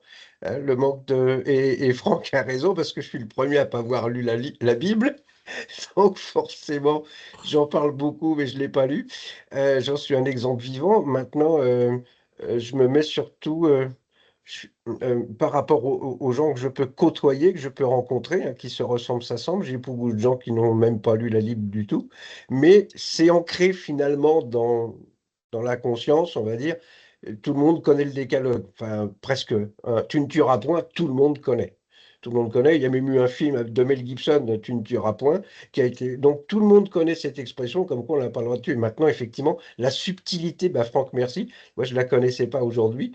Mais les gens comme toi qui connaissent cette subtilité, dans mon entourage, j'en connais personne. Donc bon, après, mon entourage n'est pas non plus hautement philosophique, mais ça me permet de poser justement cette première pierre à l'édifice pour essayer d'éveiller les gens en leur disant, ok, tu vois que le côté argent, le côté spectaculaire du spiritisme, mais vois déjà le côté moral, puisque ça fait 3500 ans qu'on n'a toujours pas compris. Quand je dis tu ne commettras pas l'adultère, ça, tout le monde connaît aussi et tout le monde se tait généralement parce que ils ne sont pas tous vraiment à l'aise avec ce genre de choses.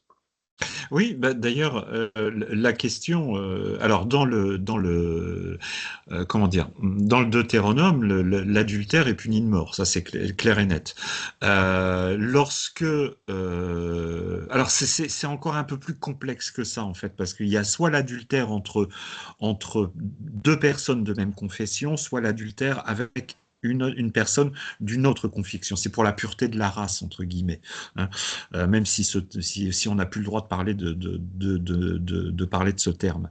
Par contre, Jésus va avoir une approche différente, hein, effectivement, que celui qui n'a jamais péché lui jette la première pierre. Donc Oui, là, on a une femme qui est prise et c'est d'ailleurs, moi, il y a une chose qui m'a toujours laissé songeur, c'est que les mecs, ils s'en tirent toujours bien dans l'histoire, hein. C'est toujours la femme qui doit prendre. Mais quand même, l'adultère, elle l'a bien fait avec quelqu'un. Donc ça, c'est une chose. Après, voilà, le souci, c'est qu'on a une vision qui peut être extrêmement entachée par une dogmatique religieuse. On parlait de Jésus, c'est très très compliqué de savoir quelle est effectivement la démarche de Jésus dans les évangiles. À la fin, tout le monde le laisse tomber.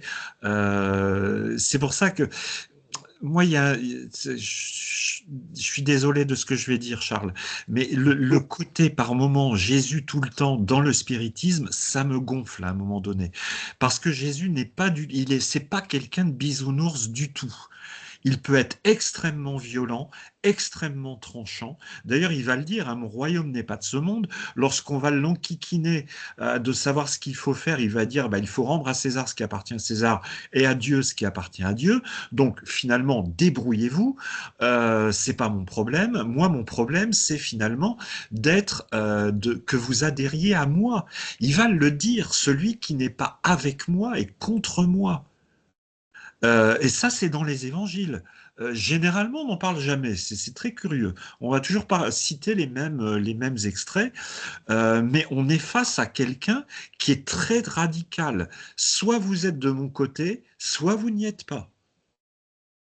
Tu vois, c'est ça on peut pas faire du cherry picking dans le Nouveau Testament. C'est pas possible. Soit on prend tout, soit on jette tout.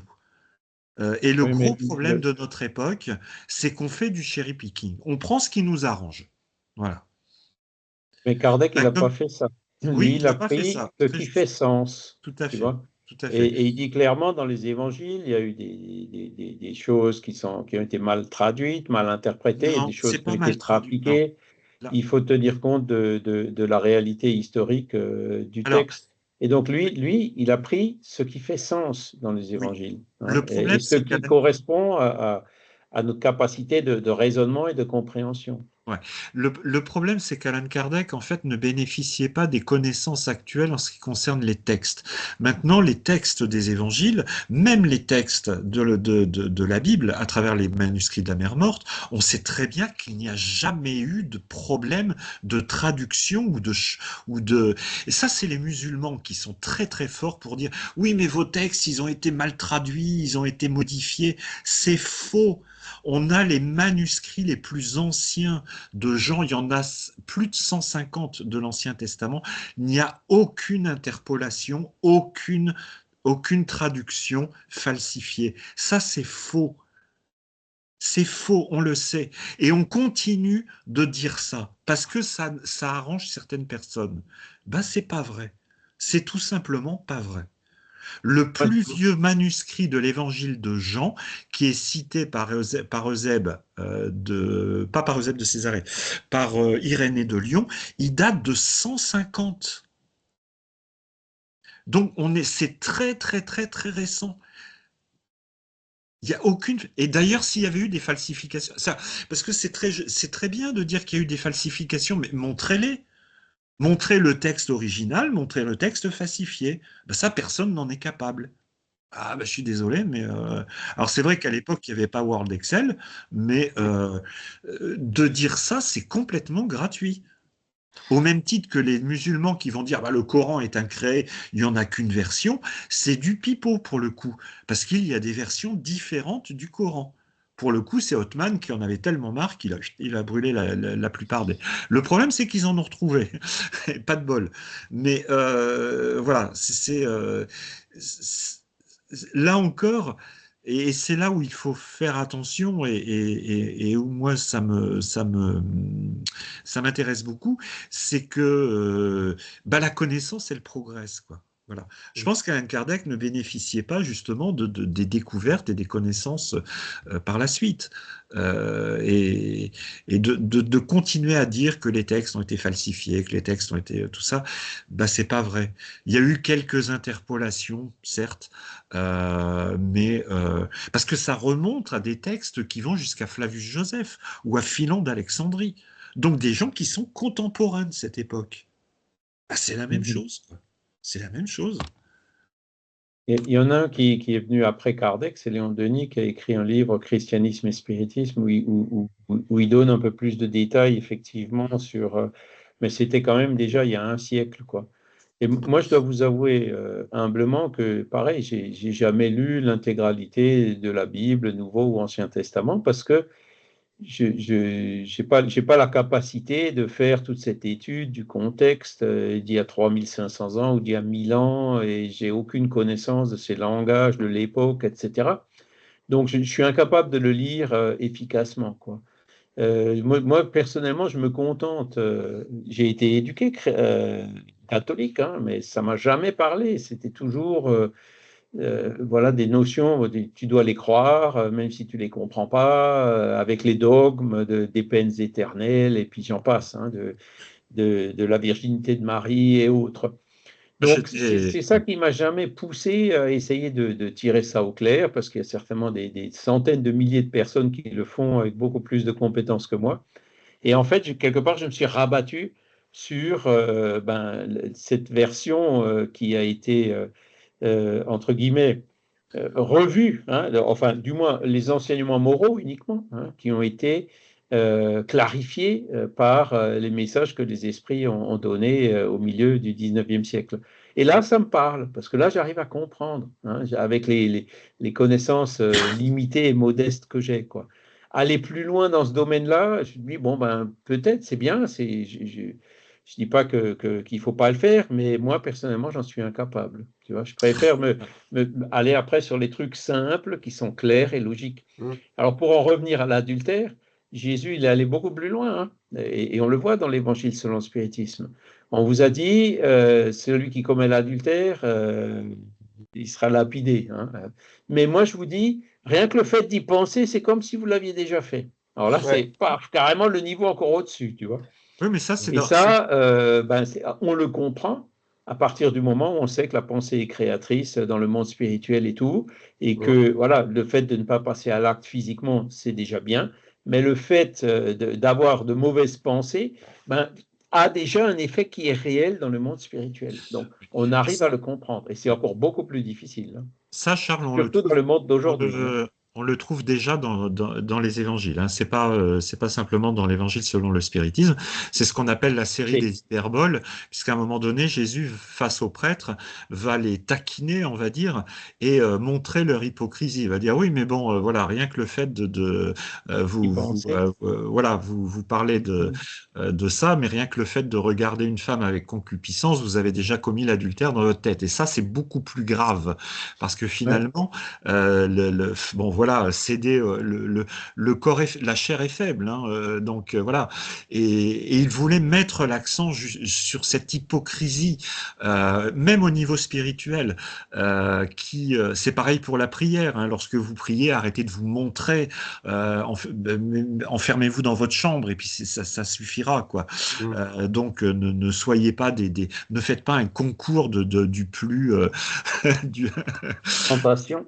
Ouais, voilà, c'est ça.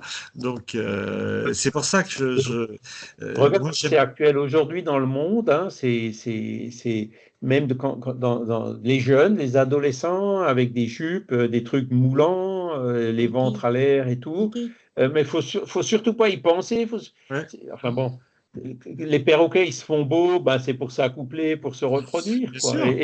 Alors que là, quel est le but si ce n'est de tenter de.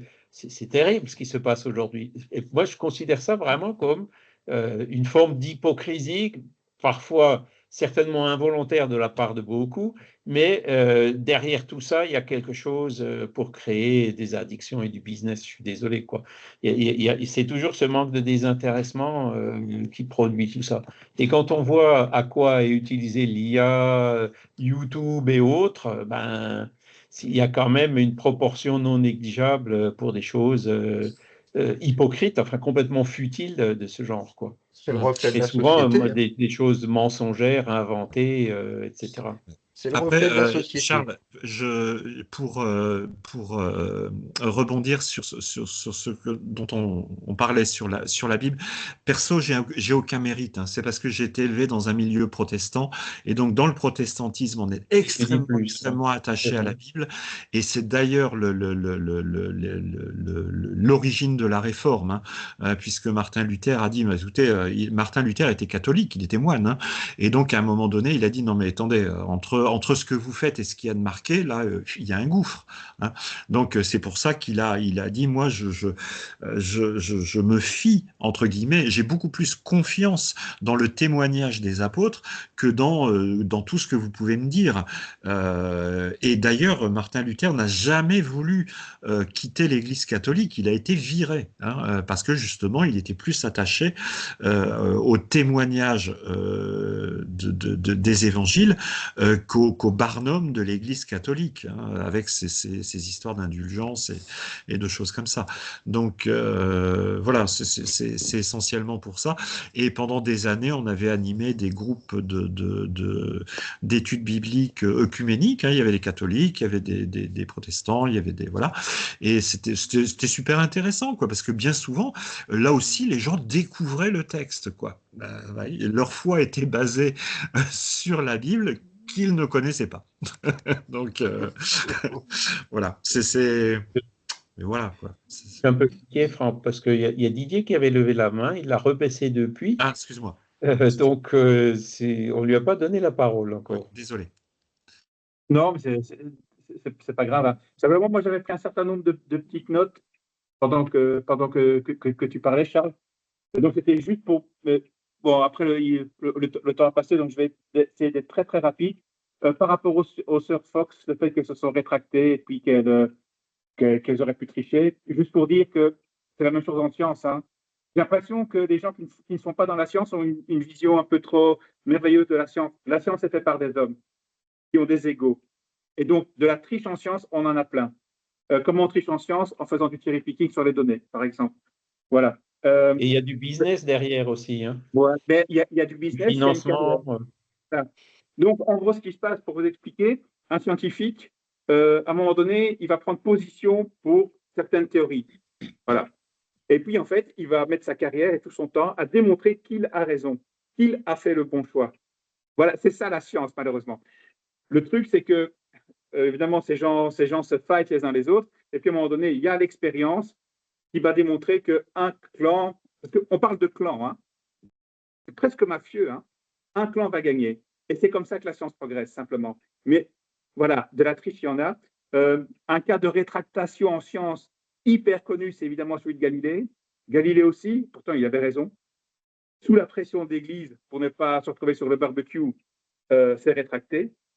Donc voilà, je peux imaginer très facilement que des gens qui ont des facultés, on va dire, que ça devient public, vont être très vite tentés d'en faire de l'argent. Et une fois qu'on fait de l'argent, il faut un résultat. Et une fois qu'il faut un résultat, le jour où ça ne marche pas, eh ben, on va frauder.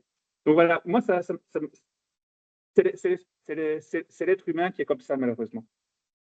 Et je ne pense pas que les médiums sont des meilleurs gens que les autres, hein. Je pense que c'est des gens, moralement, aussi bon ou aussi mauvais, en moyenne, on a affaire au même genre. Tout comme le scientifique n'est pas moralement plus élevé qu'un autre. Hein. Donc voilà, je pense que ça explique beaucoup de choses déjà. Autre chose, j'ai aussi l'impression quand je lis Kardec, et même quand j'assiste à ces réunions ici, ou à d'autres réunions, hein, de même genre, qu'il y a une espèce de volonté de convaincre les gens de l'existence des esprits, tout ça. Ça ne marchera pas. Les faits, en tant qu'étape qui bouge, les faits, la raison, ne vont convaincre personne qui a une forte opinion. Si je crois en quelque chose, on aura beau me montrer n'importe quoi, pour la plupart des gens, ça ne va rien changer. C'est contre-intuitif parce qu'on s'imagine que, mais si, les gens sont quand même, voilà, on est une espèce intelligente. En pratique, je vois que ça ne marche pas.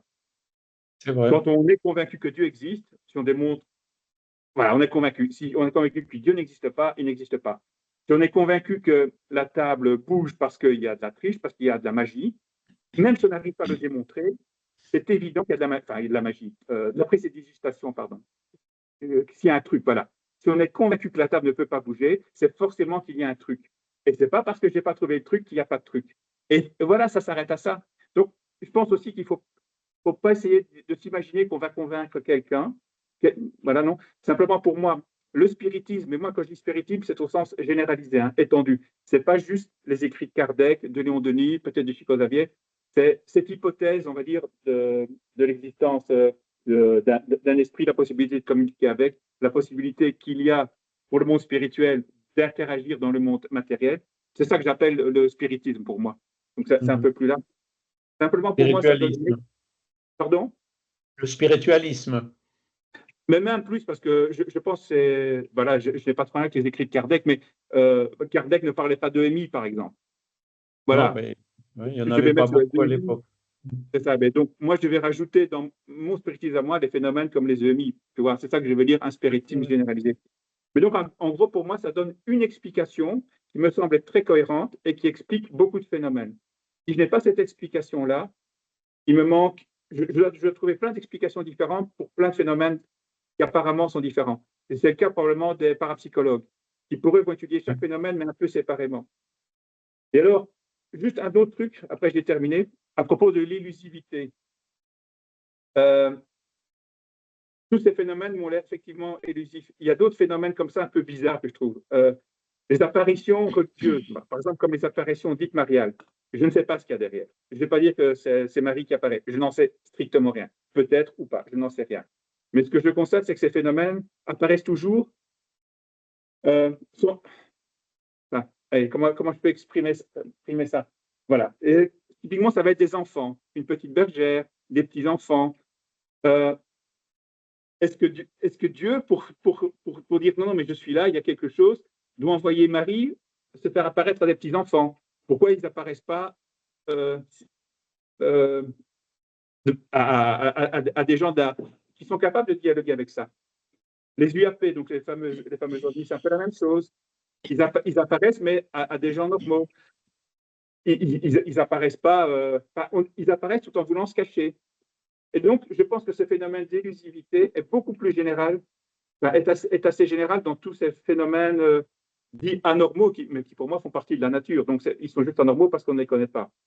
Tout comme il n'y a pas si longtemps que ça, et je crois qu'il y a 150 ans, les pierres qui tombent du ciel, ça n'existait pas. C'est un phénomène anormal. Depuis, on sait que les météorites, ça existe. C'est devenu normal. Voilà. Mais voilà, c'est tout ce que je voulais dire parce qu'il est déjà très tard. Merci Didier pour tous ces éléments complémentaires.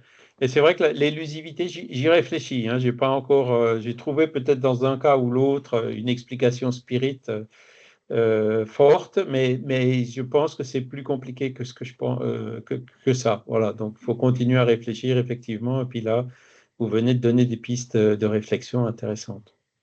Il y a un Français qui a écrit un livre, je pense, qui s'appelle The Trickster. Donc, il y a l'hypothèse du Trickster. Tu connais ça? Il y a tout un chapitre là-dessus dans le bouquin. Ben voilà. Mais bon, j'ai aussi trouvé un peu... Il faudra peut-être que je le relise un peu, parce que c'est un chapitre qui ne m'avait pas trop... J'avais trouvé ça quand même un peu à la limite de la science-fiction ou du loufoque, quoi. Mais effectivement, c'est là-dedans, on trouve qu'il y a quelques éléments.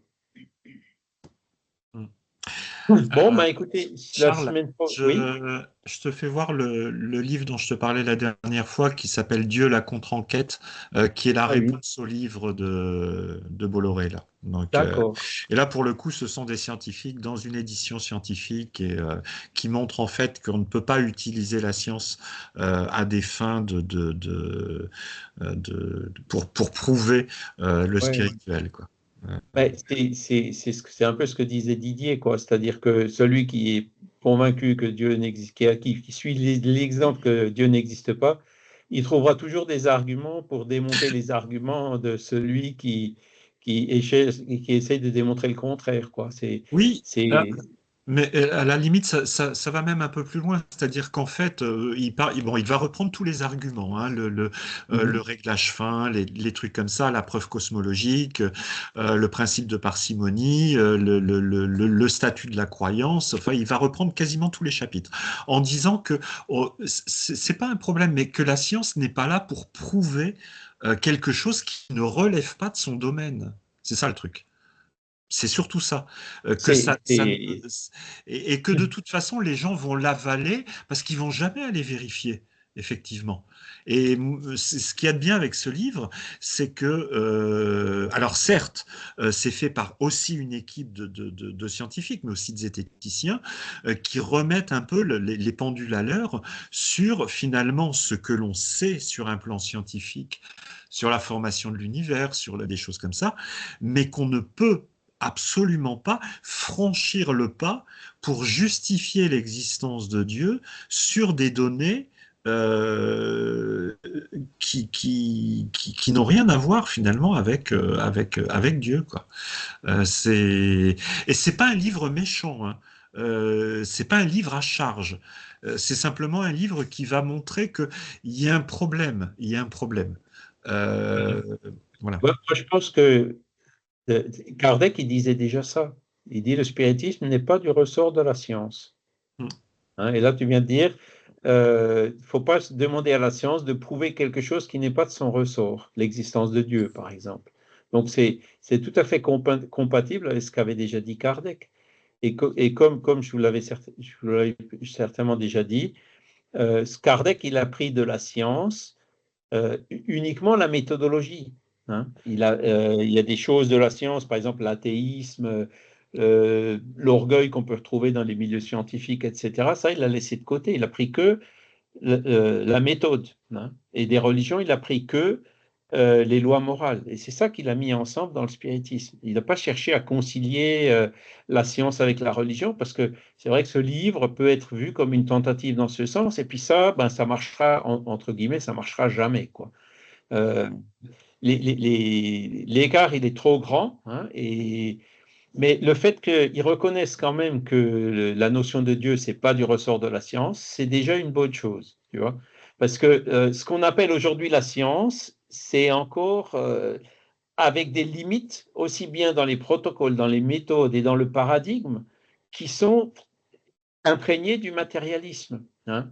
Et pour avoir cette ouverture au paradigme spiritualiste, tu peux pas chercher ce que les parapsychologues essayent de faire, à répéter les phénomènes, à prouver le psy en utilisant ou même la philosophie. Hein, la philosophie qui cherche à expliquer l'ontologie et tout ça, elle est trop marquée par ce paradigme matérialiste. Et elle Oui, n'a pas ni la science ni la philosophie d'aujourd'hui, mainstream, n'ont les capacités de pouvoir entrer dans un domaine comme les questions du spiritisme, l'existence de l'âme, la communicabilité et tout ça, parce qu'il y a des blocages fondamentaux, même au niveau de la manière dont ils raisonnent, tu vois. oui. Alors, le fait de le reconnaître, c'est déjà une bonne chose. Parce que Mais je le changement pense de que paradigme, comme le disait Kuhn, c'est vraiment il faut qu'il y ait une révolution, quoi. Hein. ouais. Et donc là, c'est des changements profonds. Et on l'a vu avec Einstein. Hein. Einstein, je crois que c'est que dans les années 1920, donc 20 ans après sa théorie de la relativité, son premier papier, que ça a commencé à être accepté et enseigné dans les universités en France. Hein. Il y a eu une résistance féroce au début contre ce changement. Et Mais pourtant, c'est une révolution, je dirais, un peu mineure. Hein. C'est quand même bon, un complément qui est venu se faire par rapport à la physique classique. Ouais, mais je pense, Charles, enfin, Didier, corrige-moi si je me trompe, mais je crois que la science ne peut s'adresser qu'à la matière. La science est matérialiste par essence dans la mesure où elle ne peut étudier des phénomènes objectivables, mesurables. Même l'énergie est une matière, est une forme de matière. Enfin, Einstein l'a montré. Les Quand on parle propriétés de la matière, ouais. Oui, mais elle est quantifiable en tout cas. C'est ça. Et donc la science ne peut s'adresser qu'à qu'à une forme de matière. C'est ça. C'est la Elle n'est raison pas pour bien laquelle, placée pour étudier les questions de l'âme. Alors voilà, après, il faut se méfier du mot énergie, parce que les spiritualistes utilisent beaucoup le mot énergie dans un sens différent que les thermodynamiciens ou que les scientifiques, hein, c'est clair. Donc il y a énergie et énergie. Mais et après, il y a aussi la question de preuve. Là, par exemple, là, ils ont mis l'adjectif scientifique dans le titre du bouquin. Qu'est-ce que ça veut dire scientifique? Hein, j'en ai plein des bouquins comme ça. Il y a lui qui est gentil aussi. Hein, hein. Hop. On voit pas. Voilà. Voilà. Non, non, c'est bon. ouais, Vous voyez?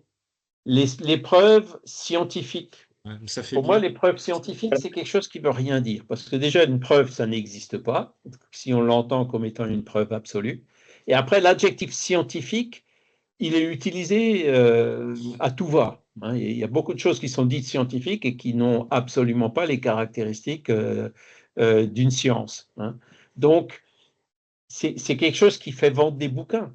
Hein, mais ce n'est pas quelque chose tu vois, les Bolloré, bon, c'est vrai que leur étude est quand même assez intéressante, mais quand ils parlent de preuves, et puis d'ailleurs ils le disent, hein, au début, quand ils parlent de la preuve, ils disent la preuve absolue n'existe pas, on parle plutôt de convergence de preuves. Hein.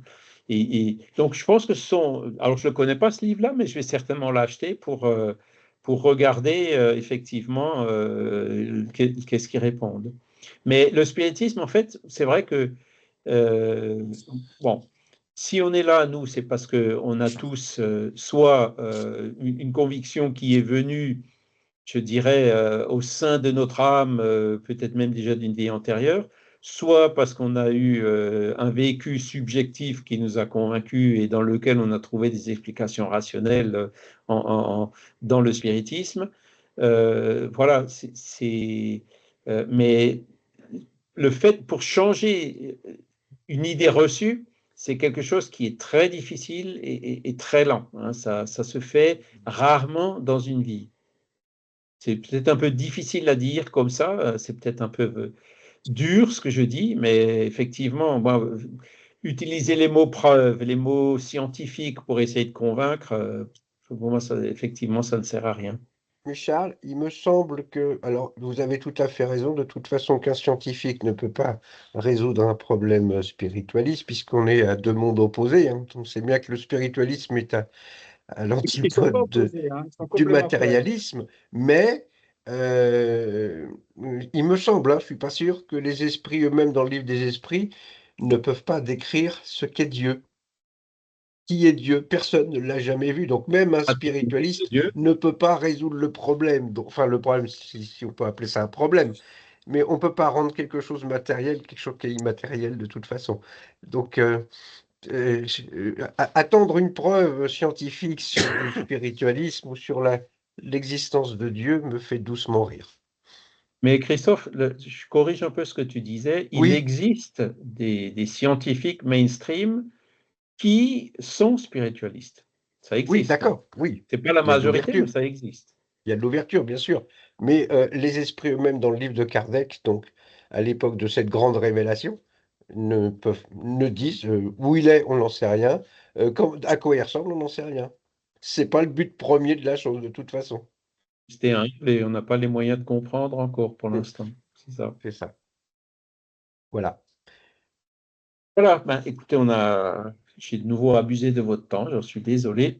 Donc, je propose qu'on s'arrête là. La semaine prochaine, on verra donc un peu plus qui était Alan Kardec, hein, qu'est-ce qu'il était avant d'être Alan Kardec et qu'est-ce qui peut expliquer qu'il en soit venu à accomplir ce genre de mission. Hein. Et c'est donc suivante qu'on verra un peu plus quelle est la méthodologie et les critères qu'il a utilisés dans son travail. Voilà, et pour aujourd'hui, moi je vous propose qu'on s'arrête là. On va remercier encore une fois les bons esprits qui étaient là avec nous, nos guides spirituels pour faciliter, encourager tous ces échanges qui sont toujours enrichissants et que cela puisse nous aider justement dans notre cheminement pour devenir chaque jour un peu meilleur que la veille. Voilà, merci beaucoup à tous. Je vous souhaite à tous un excellent dimanche et je vous dis à bientôt. À cet après-midi pour Merci. le... Après-midi, ouais, pour ceux qui veulent participer au Léon Denis. Oui, merci. Ok. Bonne journée à tout le Bon monde. dimanche. Au revoir. Merci Bon Charles. dimanche. Ouais. À Merci à bientôt. tous. Bon dimanche. J'arrive pas à quitter. La souris qui fonctionne